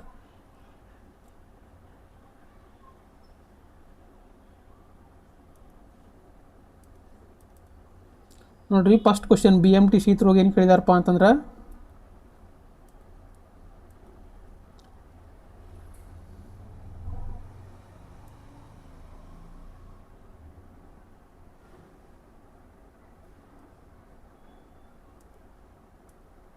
ನೋಡ್ರಿ 1ನೇ ಕ್ವಶನ್ ಏನಪ್ಪ ಅಂತಂದ್ರೆ ಸೈನ್ಸದ್ದ, ಭೂಮಿಯ ಭೂಮಧ್ಯ ರೇಖೆಯಲ್ಲಿ, ಭೂಮಧ್ಯ ಅಂತಂದ್ರೆ ಇಕ್ವೇಟರ್, ಒಬ್ಬ ಹುಡುಗ 40 kg ತೂಕ ಇರುತ್ತಾನೆ. ಅವನು ಉತ್ತರ ಧ್ರುವದ ಕಡೆಗೆ ಚಲಿಸಲು ಆರಂಭಿಸಿದರೆ ಅವನ ತೂಕ ಏನಾಗುತ್ತದೆ? ಈಗ ನೋಡ್ರಿ ಕ್ವಶನ್ ಏನಪ್ಪ ಅಂತಂದ್ರೆ ಈಸಿ ಐತದ. ಇದು ಭೂಮಿ ಐತೆ ಅಂತ ಹೇಳಿ ತಿಳ್ಕೊರಿ. ಭೂಮಿ ಯಾವಾಗಿದ್ರೂ ಚಪ್ಪಟೆ ಆಕಾರದಲ್ಲಿ ಇರ್ತದ್ರಿ, ಚಪ್ಪಟೆ ಆಕಾರದಲ್ಲಿ ಇರುತ್ತೆ. ಇದು ಭೂಮಧ್ಯ ರೇಖೆ. ಇಲ್ಲೊಬ್ಬ ವ್ಯಕ್ತಿ ನಿಂತಾನಂತ ಹೇಳ್ರಿ. ಹಾಂ, ಇಲ್ಲೊಬ್ಬ ವ್ಯಕ್ತಿ ನಿಂತಾನು. ಆ ವ್ಯಕ್ತಿ ಏನು ಮಾಡ್ತಾನಪ್ಪ ಅಂತಂದ್ರೆ ಉತ್ತರ ಧ್ರುವಕ್ಕೆ ಹೋಗ್ತಾನಂತ್ರಿ. 40 kg ಇರುತ್ತಾನೆ. ಅವನು ಉತ್ತರ ಧ್ರುವದ ಕಡೆಗೆ ಚಲಿಸಲು ಆರಂಭಿಸಿದರೆ, ಉತ್ತರ ಧ್ರುವ ಕಡೆ ಹೋದಪ್ಪ ಅಂತಂದ್ರೆ ಅವನ ತೂಕ ಏನಾಕತಿ ಅಂತ ಕೇಳಿದಾರ. ಇಂಗ್ಲೀಷ್ನಾಗೂ ಕ್ವಶನ್ ನೋಡ್ರಿ, a boy weighs 40 kg at the equator of the earth. If he begins to move towards the north pole his weight will be. ಏನು ಕೊಟ್ಟಾರು ಆಪ್ಷನ್ನ, ಕಡಿಮೆ ಆಗುತ್ತಾ ಹೋಗುತ್ತದೆ, ಅಷ್ಟೇ ಇರುತ್ತದೆ, ಹೆಚ್ಚಾಗುತ್ತಾ ಹೋಗುತ್ತದೆ, ಆರಂಭದಲ್ಲಿ ಕಡಿಮೆ ಆಗುತ್ತದೆ, ನಂತರ ಹೆಚ್ಚಾಗುತ್ತದೆ ಅಂತ ಕೇಳಿದಾರೆ. ನೋಡ್ರಿ ಒಂದು ನೆನಪಿಟ್ಕೋರಿ, ಭೂಮಿ ಏನಪ್ಪ ಅಂತಂದ್ರೆ ಚಪ್ಪಟೆ ಆಕಾರದ ಐತಿ. ಯಾವಾಗಿದ್ರೂ ತೂಕ ಎತ್ರ ಮೇಲೆ ಅವಲಂಬನೆ ಆಗಿರ್ತದಪ್ಪ ಅಂತಂತಂದ್ರೆ ಗುರುತ್ವಾಕರ್ಷಣೆಯ ಮೇಲೆ. ತೂಕ ಎತ್ರ ಮೇಲೆ ಅವಲಂಬನೆ ಆಗಿರ್ತದೆ ರೀ, ಗುರುತ್ವಾಕರ್ಷಣೆ. ಎಲ್ಲಿ ಗುರುತ್ವಾಕರ್ಷಣೆ ಶಕ್ತಿ ಹೆಚ್ಚಿರ್ತತ್ಲ ಅಲ್ಲಿ ಏನಾಕತ್ತಪ್ಪ ಅಂತಂದ್ರೆ ತೂಕ ಜಾಸ್ತಿ ಆಗುತ್ತದೆ. ತೂಕ ಎಲ್ಲಿ ಜಾಸ್ತಿ ಆಕತ್ತಪ್ಪ ಅಂತಂದ್ರೆ ಗುರುತ್ವಾಕರ್ಷಣೆ ಅಂದ್ರೆ ಗ್ರಾವಿಟೇಷನಲ್ ಫೋರ್ಸ್. ಗುರುತ್ವಾಕರ್ಷಣೆ ಎಲ್ಲಿ ಹೆಚ್ಚಾಗುತ್ತಲ್ರಿ ಅಲ್ಲಿ ಏನಾಗುತ್ತಪ್ಪ ಅಂತಂದ್ರೆ ತೂಕನೂ ಜಾಸ್ತಿ ಆಗುತ್ತದೆ. ಈಗ ಇವ ಸಮಭಾಜಕ ಋತುದಾಗದಾನ್ರಿ, ಅವ ಏನಕ್ಕನಪ್ಪ ಅಂತಂದ್ರೆ ಧ್ರುವದ ಕಡೆಗೆ ಹೋಗ್ತಾನ. ನಿಮಗೆ ಗೊತ್ತೈತಿ ಧ್ರುವದ ಕಡೆಗೆ ಹೋದಂತೆ ಏನಾಗುತ್ತಪ್ಪ ಅಂತಂದ್ರೆ ಗುರುತ್ವಾಕರ್ಷಣೆಯ ಬಲ ಜಾಸ್ತಿ ಆಗುತ್ತದೆ. ಯಾಕೆ ಜಾಸ್ತಿ ಆಗುತ್ತಪ್ಪ ಅಂತಂತಂದ್ರೆ ನೋಡ್ರಿ, ಅದನ್ನು ಹೇಳ್ತಾನೆ ನಿಮ್ಗೆ. ಇದಕ್ಕೆ ನಾರ್ತ್ ಪೋಲ್ ಕಡೆ, ಪೋಲ್ಗಳ ಕಡೆ ಹೋದಾಗ ಗುರುತ್ವಾಕರ್ಷಣೆ ಶಕ್ತಿ ಯಾಕೆ ಜಾಸ್ತಿ ಆಗುತ್ತಪ್ಪ ಅಂತಂತಂದ್ರೆ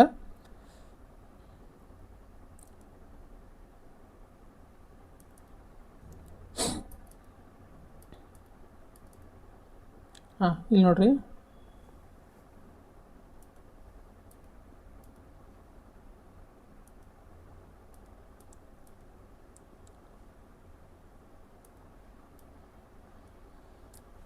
ಅರ್ತ್ ಸೆಂಟರ್ ಅಂತಂದ್ರೆ ಭೂಮಿಯ ಕೇಂದ್ರ ಭಾಗ.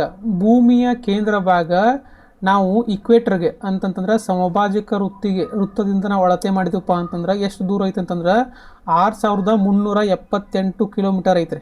ಎತ್ತರದ್ರಿ ಭೂಮಿಯ ಕೇಂದ್ರ ಬಿಂದು, ಕೇಂದ್ರ ಭಾಗ, ಕೋರ್ ಅಂತ ಕರೀತಾರೆ ಗೊತ್ತ್ರಿ, ಅದು ಎಷ್ಟೈತಪ್ಪ ಅಂತಂದ್ರೆ 6378 ಕಿಲೋಮೀಟರ್ ಐತಿ. ಅದ ನಾವು ಈ ಪೋಲ್ ಧ್ರುವದ ಕಡೆಯಿಂದ ಅಳತೆ ಮಾಡಿದಪ್ಪ ಅಂತಂದ್ರೆ 6357 ಕಿಲೋಮೀಟರ್ ಐತಿ. ನೋಡ್ರಿ ಈ ಥರ ಯಾವ್ದು ಜಾಸ್ತಿ ಆತ್ರಿ? ಸಮಭಾಜಕ ವೃತ್ತದಿಂದ ನಾವು ಅಳತೆ ಮಾಡಿದಪ್ಪ ಅಂತಂದ್ರೆ ಜಾಸ್ತಿ ಆತ, 78 ಐತಿ. ಇಲ್ಲಿ ಎಷ್ಟೈತಿ? 6357 ಐತಿ. ಹಿಂಗೆ ಯಾಕೆ ಆಗುತ್ತಪ್ಪ ಅಂತಂತಂದ್ರೆ ಭೂಮಿ ಚಪ್ಪಟೆ ಆಕಾರದಾಗ ಐತ್ರಿ. ಭೂಮಿ ಹಿಂಗೆ ಚಪ್ಪಟೆ ಆಕಾರದಾಗ ಐತ್ರಿ. ಭೂಮಿ ಹಿಂಗೆ ಚಪ್ಪಟೆ ಆಕಾರದಾಗ ಇರೋದ್ರಿಂದ ಏನಾಕತ್ತಪ್ಪ ಅಂತಂದ್ರೆ ಈ ಭಾಗ ಕೇಂದ್ರಕ್ಕೆ ಅಂದ್ರೆ ಕೋರಿಗೆ ಏನಾಕತ್ತಪ್ಪ ಅಂದ್ರೆ ಸಮೀಪ ಆಗತ್ತೆ ರೀ. ಈಗ ನೋಡ್ರಿ ಹಿಂಗೆ ಸಮೀಪ ಆಗೋದ್ರಿಂದ ಏನಾಕತ್ತಪ್ಪ ಅಂತಂತಂದ್ರೆ ಅಲ್ಲಿ ಸೆಂಟ್ರಿಗೆ ಸಮೀಪ ಆಗೋದ್ರಿಂದ ಸೆಂಟ್ರ್ ಒಳಗೆ ಏನಿರ್ತದಪ್ಪ ಅಂತಂತಂದ್ರೆ ಈಗ ಇನ್ನೊಂದು ಡೈಗ್ರಾಮ್ ತೋರಿಸ್ತಂತಡ್ರಿ.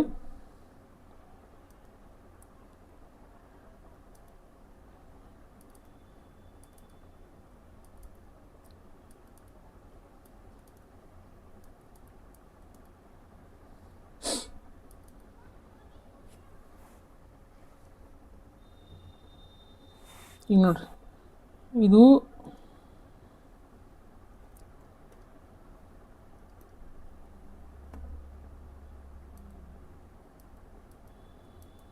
ಇದು ಕೋರ್.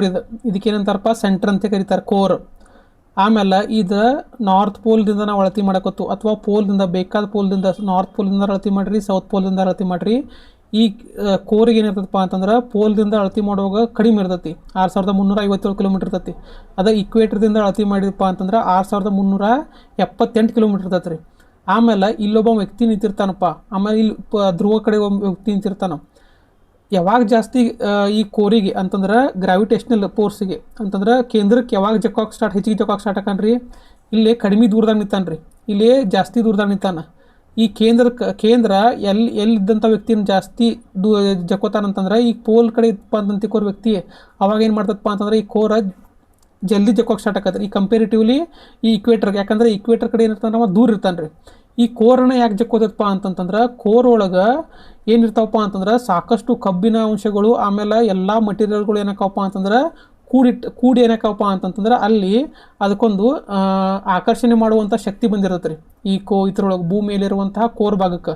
ಈಗ ನೋಡ್ರಿ ನೀವು ಏನೋ ಅಬ್ಸರ್ವ್ ಮಾಡಿರಿ, ಯಾವುದೋ ಒಂದು ಭೂಮಿ ಮೇಲಿರುವಂಥ ವಸ್ತು ಇರಲಿ, ಇದೊಂದು ದೊಡ್ಡ ಹೆಚ್ಚಿಗೆ ಡೆನ್ಸ್ ವಸ್ತು ಇರೋದಂತ ಹೇಳ್ತಿಕೋರಿ, ಅತಿ ಗಟ್ಟಿಯಾದಂಥ ವಸ್ತು ಇರೋದಂತ ಹೇಳ್ತಿಕೋರಿ.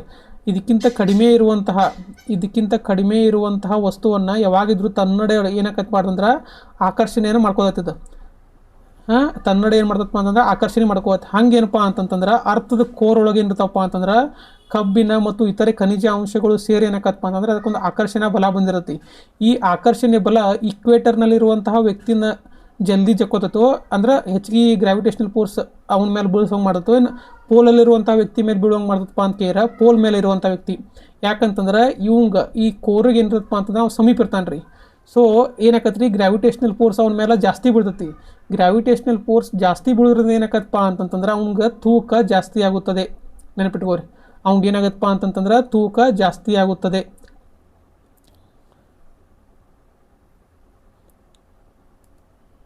ಅರ್ಥ ಆತ್ರಿ ಈ ಕ್ವಶನ್ ನಿಮ್ಗೆ? ತೂಕ ಯಾಕೆ ಜಾಸ್ತಿ ಆತಪ್ಪ ಅಂತಂತಂದ್ರೆ ಇದು ಧ್ರುವದ ಕಡೆಗೆ ಹೋದಪ್ಪ ಅಂತಂತಂದ್ರೆ ಅವ್ನಿಗೆ ಏನಾಕತ್ರಿ ಗ್ರಾವಿಟೇಷನಲ್ ಫೋರ್ಸ್ ಜಾಸ್ತಿ ಆಗುತ್ತೆ, ಅವನ ಮೇಲೆ ಗ್ರಾವಿಟೇಷನಲ್ ಫೋರ್ಸ್ ಜಾಸ್ತಿ ಬೀಳುತ್ತೆ. ಜಾಸ್ತಿ ಬೀಳೋದ್ರಿಂದ ಏನಾಕತ್ತಪ್ಪ ಅಂತಂದ್ರೆ ತೂಕ ಜಾಸ್ತಿ ಆಗುತ್ತದೆ. ಇಲ್ಲಿ ನೋಡ್ರಿ ಒಂದೇ ಆನ್ಸರ್ ಏನು ಕೊಟ್ಟಾರಪ್ಪ? ಕಡಿಮೆ ಆಗುತ್ತಾ ಅಂತ ಕೊಟ್ಟಾರ. ಇದು ಆಗಲ್ರಿ, ಅಷ್ಟೇ ಇರ್ತದೆ. ಇದು ತಪ್ಪು. ಹೆಚ್ಚಾಗುತ್ತಾ ಹೋಗುತ್ತದೆ ಕರೆಕ್ಟ್.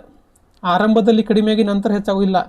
ಧ್ರುವದ ಕಡೆಗೆ ಹೋದಂಗೆ ಏನಾಗತ್ತೆ ರೀ ಗ್ರಾವಿಟೇಷನಲ್ ಫೋರ್ಸ್ ಅವ್ರ ಮೇಲೆ ಜಾಸ್ತಿ ಬೀಳ್ತೈತಿ. ಯಾಕೆ ಜಾಸ್ತಿ ಬೀಳ್ತದಪ್ಪ ಅಂತಂದ್ರೆ ಭೂಮಿಯ ಕೋರ್ ಅಂತಂದ್ರೆ ಕೇಂದ್ರ ಭಾಗ ಅವನೇನಾಕತ್ ಅವನ್ನ ಜಾಸ್ತಿ ಆಕರ್ಷಣೆಗೆ ಒಳಪಡಿಸ್ತತಿ. ಯಾಕೆ ಆಕರ್ಷಣೆಗೆ ಒಳಪಡಿಸತ್ತಪ್ಪ ಅಂತಂದ್ರೆ ಕೋರ್ ಭಾಗದಲ್ಲಿ ಕಬ್ಬಿನ ಅಂಶಗಳು ಮತ್ತು ಇತರೆ ಖನಿಜ ಅಂಶಗಳು ಇರ್ತಾವ್ರಿ. ಆ ವಸ್ತುಗಳು ಎಲ್ಲ ಸೇರಿ ಏನಾಗಿರ್ತದಪ್ಪ ಅಂತಂದ್ರೆ ಭಾಳ ಗಟ್ಟಿಯಾಗಿರುತ್ತೆ. ಅಂದ್ರೆ ಗಟ್ಟಿ ವಸ್ತು ಆಗಿರ್ತೈತಿ. ಆ ಗಟ್ಟಿ ವಸ್ತು ಏನು ಮಾಡ್ತದಪ್ಪ ಅಂತಂದ್ರೆ ಆಕರ್ಷಣಾ ಬಲವನ್ನು ಹೊಂದಿರ್ತೈತಿ. ಆ ಆಕರ್ಷಣಾ ಬಲದಿಂದ ಏನಾಕತಿ ಆ ವ್ಯಕ್ತಿನ ತನ್ನಡೆಗೆ ಎಳ್ಕೋಕೆ ಸ್ಟಾರ್ಟ್ ಮಾಡ್ತಾನವು. ಅವಾಗ ಏನಾಕತ್ತಂದ್ರೆ ಆ ವ್ಯಕ್ತಿಯ ತೂಕ ಏನಾಕತ್ರಿ ಜಾಸ್ತಿ ಆಕತಿ. ನೀವು ಉದಾಹರಣೆಗೆ ಇನ್ನೊಂದು ಗಮನಿಸ್ರಿ, ಚಂದ್ರಲ್ಲಿ ಹೋಗಾನು. ಚಂದ್ರನಲ್ಲಿರುವಂಥ ವ್ಯಕ್ತಿಯ ತೂಕಕ್ಕೂ ಭೂಮಿಯಲ್ಲಿರುವಂಥ ವ್ಯಕ್ತಿಯ ತೂಕಕ್ಕೂ ಯಾತ್ರದ ವ್ಯಕ್ತಿಯ ತೂಕ ಜಾಸ್ತಿ ಇರುತ್ತಪ್ಪ ಅಂತಂದ್ರೆ ಭೂಮಿಯಲ್ಲಿರುವಂಥ ವ್ಯಕ್ತಿಯ ತೂಕ ಜಾಸ್ತಿ ಇರುತ್ತೆ. ಚಂದ್ರನಲ್ಲಿರುವಂಥ ವ್ಯಕ್ತಿಯ ತೂಕ 1/6 ಕಡಿಮೆ ಇರತ್ತೆ ರೀ. ಯಾಕಪ್ಪ ಅಂತಂತಂದ್ರೆ ಆ ಭೂಮಿಯಲ್ಲಿ ಚಂದ್ರನಲ್ಲಿ ಭೂಮಿಗಿಂತ 1/6 ಗುರುತ್ವಾಕರ್ಷಣೆ ಬಲ ಕಡಿಮೆ ಇರ್ತೈತಿ. ಅದಕ್ಕೆ ಏನಾಗತ್ತಪ್ಪ ಅಂತಂದ್ರೆ ಅಲ್ಲಿ ತೂಕ ಕಡಿಮೆ ಆಗತ್ತೆ. ಅದೇ ರೀತಿ ನೀವು ಸ್ಪೇಸಿಗೆ ಅದು ಏನಾರ ವ್ಯಕ್ತಿನ ಕಳ್ಸಿರಿ ಅಂತ ತಿಳ್ಕೊರಿ, ಅಲ್ಲಿ ಅವ್ಗೆ ವೇಟ್ ಅನ್ನೋದು ಫೀಲ್ ಆಗಲ್ಲ. ಯಾಕಪ್ಪ ಅಂತಂದ್ರೆ ಅಲ್ಲಿ ಗುರುತ್ವಾಕರ್ಷಣೆ ಬಲ 0 ಇರ್ತೈತಿ. ನೀವು ಗುರುತ್ವಾಕರ್ಷಣೆ ಬಲ 0 ಇತ್ತಪ್ಪ ಅಂತಂದ್ರೆ ಅವ್ಗೆ ವೇಟ್ ಅನ್ಸಂಗೇ ಇಲ್ಲ. ಮೇನ್ ಇಂಪಾರ್ಟೆಂಟ್ ಇರೋದನ್ನ ಗುರುತ್ವಾಕರ್ಷಣೆ ಬಲ. ವ್ಯಕ್ತಿ ಗುರುತ್ವಾಕರ್ಷಣೆ ಬಲ ಎಷ್ಟು ಐತೆ ಅನ್ನೋದ್ರ ಮೇಲೆ ಏನಾಗತ್ತಪ್ಪ ಅಂತಂದ್ರೆ ತೂಕ ಅವಲಂಬನೆ ಆಗಿರ್ತದೆ. ಇದರ ಆನ್ಸರ್ ಏನಾಗುತ್ತೆ ರೀ, ಹೆಚ್ಚಾಗುತ್ತಾ ಹೋಗುತ್ತದೆ. ನೆಕ್ಸ್ಟ್ ಕ್ವಶನ್ ನೋಡ್ರಿ.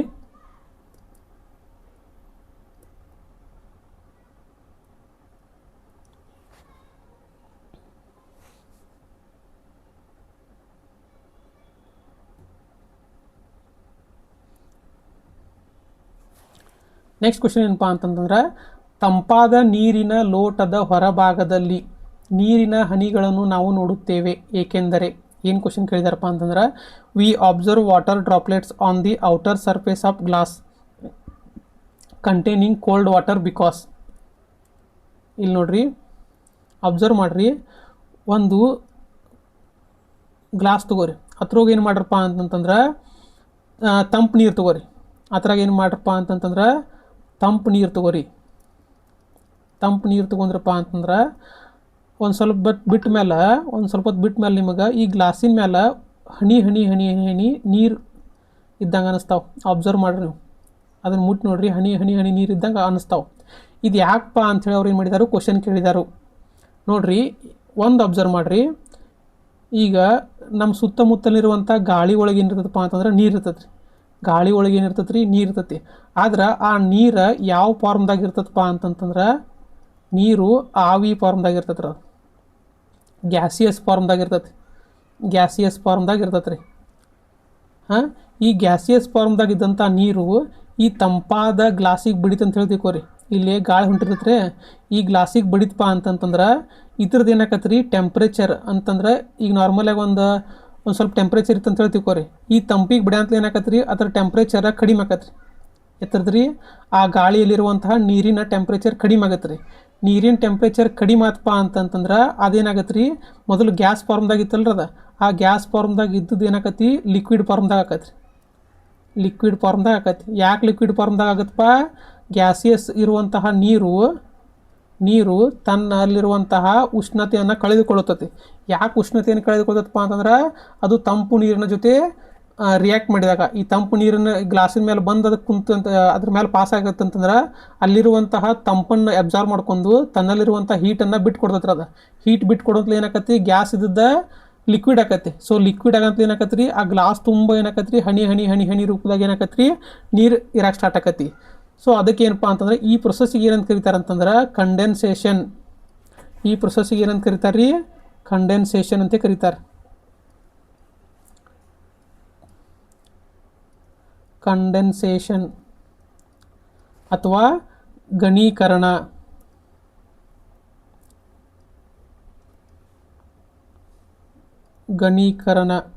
ಏನ್ರಿ ಹಿಂಗಂತಂದ್ರೆ ಘನೀಕರಣ ಅಂತಂದ್ರೆ ಏನ್ರಿ, ಗ್ಯಾಸ್ ಇದ್ದದ್ದು ಏನ ಕನ್ವರ್ಟ್ ಆಗತ್ತ, ಲಿಕ್ವಿಡ್ ಆಗಿ ಕನ್ವರ್ಟ್ ಆಗತ್ತ. ಅಂದ್ರೆ ಅನಿಲ ರೂಪದಲ್ಲಿರುವಂಥದ್ದು ಏನ ಕನ್ವರ್ಟ್ ಆಗತ್ತೆ ರೀ, ದ್ರವ ರೂಪದಲ್ಲಿ ಕನ್ವರ್ಟ್ ಆಗುತ್ತೆ. ಹೆಂಗೆ ಹೀಟನ್ನು ಕೊಡುವುದರ ಮೂಲಕ ಕನ್ವರ್ಟ್ ಆಗುತ್ತೋ, ಇನ್ನು ಹೀಟನ್ನು ಇಸ್ಕೋದ್ರ ಮೂಲಕ ಕನ್ವರ್ಟ್ ಆಗುತ್ತೋ.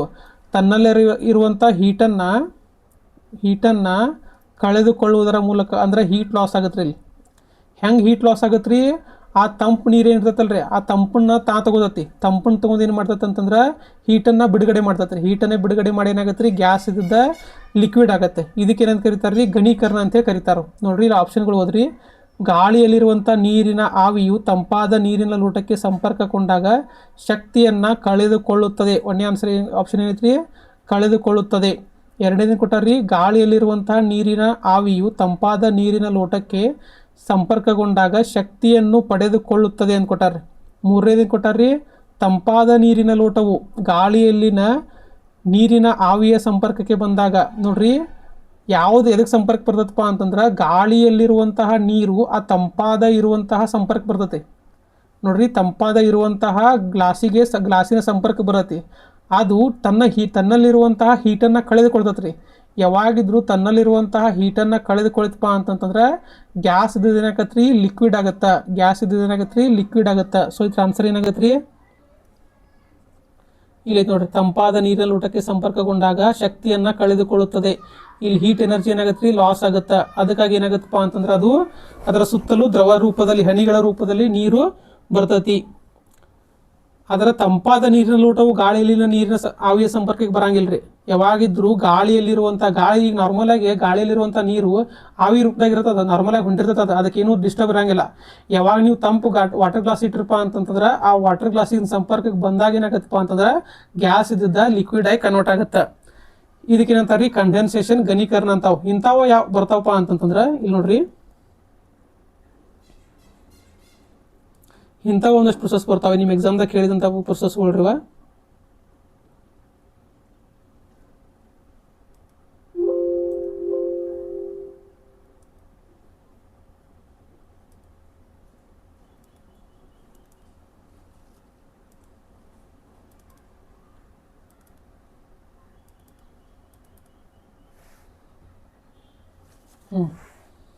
ಇಲ್ಲೈತೆ ನೋಡ್ರಿ, ಕಂಡೆನ್ಸೇಷನ್, ಇದಕ್ಕೆ ಘನೀಕರಣ ಅಂತಾರೆ. ಆಮೇಲೆ ಏನಪ್ಪ ಅಂತಂದ್ರೆ ವೆಪರೈಜೇಷನ್, ಆಮೇಲೆ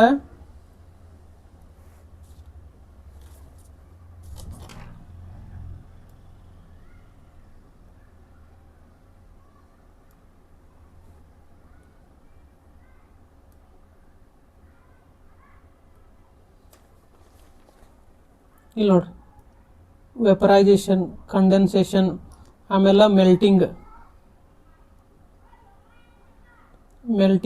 ಆಮೇಲೆ ಏನಪ್ಪ ಅಂತಂದ್ರೆ ಫ್ರೀಸಿಂಗ್, ಆಮೇಲೆ ಡಿಪಾಸಿಷನ್, ಆಮೇಲೆ ಸಬ್ಲಿಮೇಷನ್. ಹಿಂಗೇನಪ್ಪ ಅಂತಂದ್ರೆ ಟೋಟಲ್ 6 ಬರ್ತಾವ್ರಿ. ಏನಪ್ಪ ಅಂತಂದ್ರೆ ಒಂದೇದನ್ನು ನೋಡ್ಕೊಂತ ಹೋಗುನು.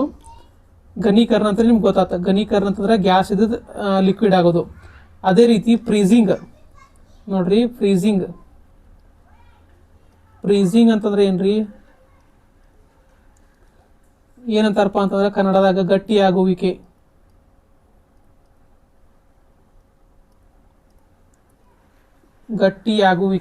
ಈಗ ನೋಡ್ರಿ, ನೀವು ನಾರ್ಮಲ್ ಆಗಿ ಫ್ರಿಜ್ ಒಳಗೆ ಏನು ಮಾಡ್ತೀರಪ್ಪ ಅಂತಂದ್ರೆ ನೀರು ಹೋಗಿಡ್ತೀರಿ. ನೀರು ಹೋಗಿಟ್ಟ ಮೇಲೆ ಏನಾಗತ್ತಪ್ಪ ಅಂತಂದ್ರೆ ಐಸ್ ಆಗತ್ರ ಅದು. ಅವಾಗ ಅದಕ್ಕೇನಂತ ಕರೀತಾರೆ ಫ್ರೀಸಿಂಗ್ ಅಂತ ಕರೀತಾರೆ. ಅದಕ್ಕೇನಂತಾರಪ್ಪ ಅಂತಂದ್ರೆ ಫ್ರೀಸಿಂಗ್ ಅಂತ ಕರೀತಾರೆ. ಈಗ ನೀರು ಅನ್ನೋದೇನ್ರಿ ಲಿಕ್ವಿಡ್ ನೋಡ್ರಿ, ನೀರು ಅನ್ನೋದೇನಪ್ಪ ಲಿಕ್ವಿಡ್, ನೀರು ಅನ್ನೋದೇನ್ರಿ ಲಿಕ್ವಿಡ್. ಅದು ಏನೇ ಕನ್ವರ್ಟ್ ಆತ್ರಿ ಐಸ್ ಕನ್ವರ್ಟ್ ಆತ. ಐಸ್ ಅನ್ನೋದೇನ್ರಿ ಸಾಲಿಡ್. ನೀರು ಇದ್ದಿದ್ದ ಸಾಲಿಡ್ ಆಗಿ ಏನಾತ್ರಿ ಕನ್ವರ್ಟ್ ಆತ. ಹೆಂಗಪ್ಪ, ತನ್ನಲ್ಲಿರುವಂತಹ ಹೀಟ್ ಎನರ್ಜಿಯನ್ನು ಕಳೆದುಕೊಂಡಾಗ.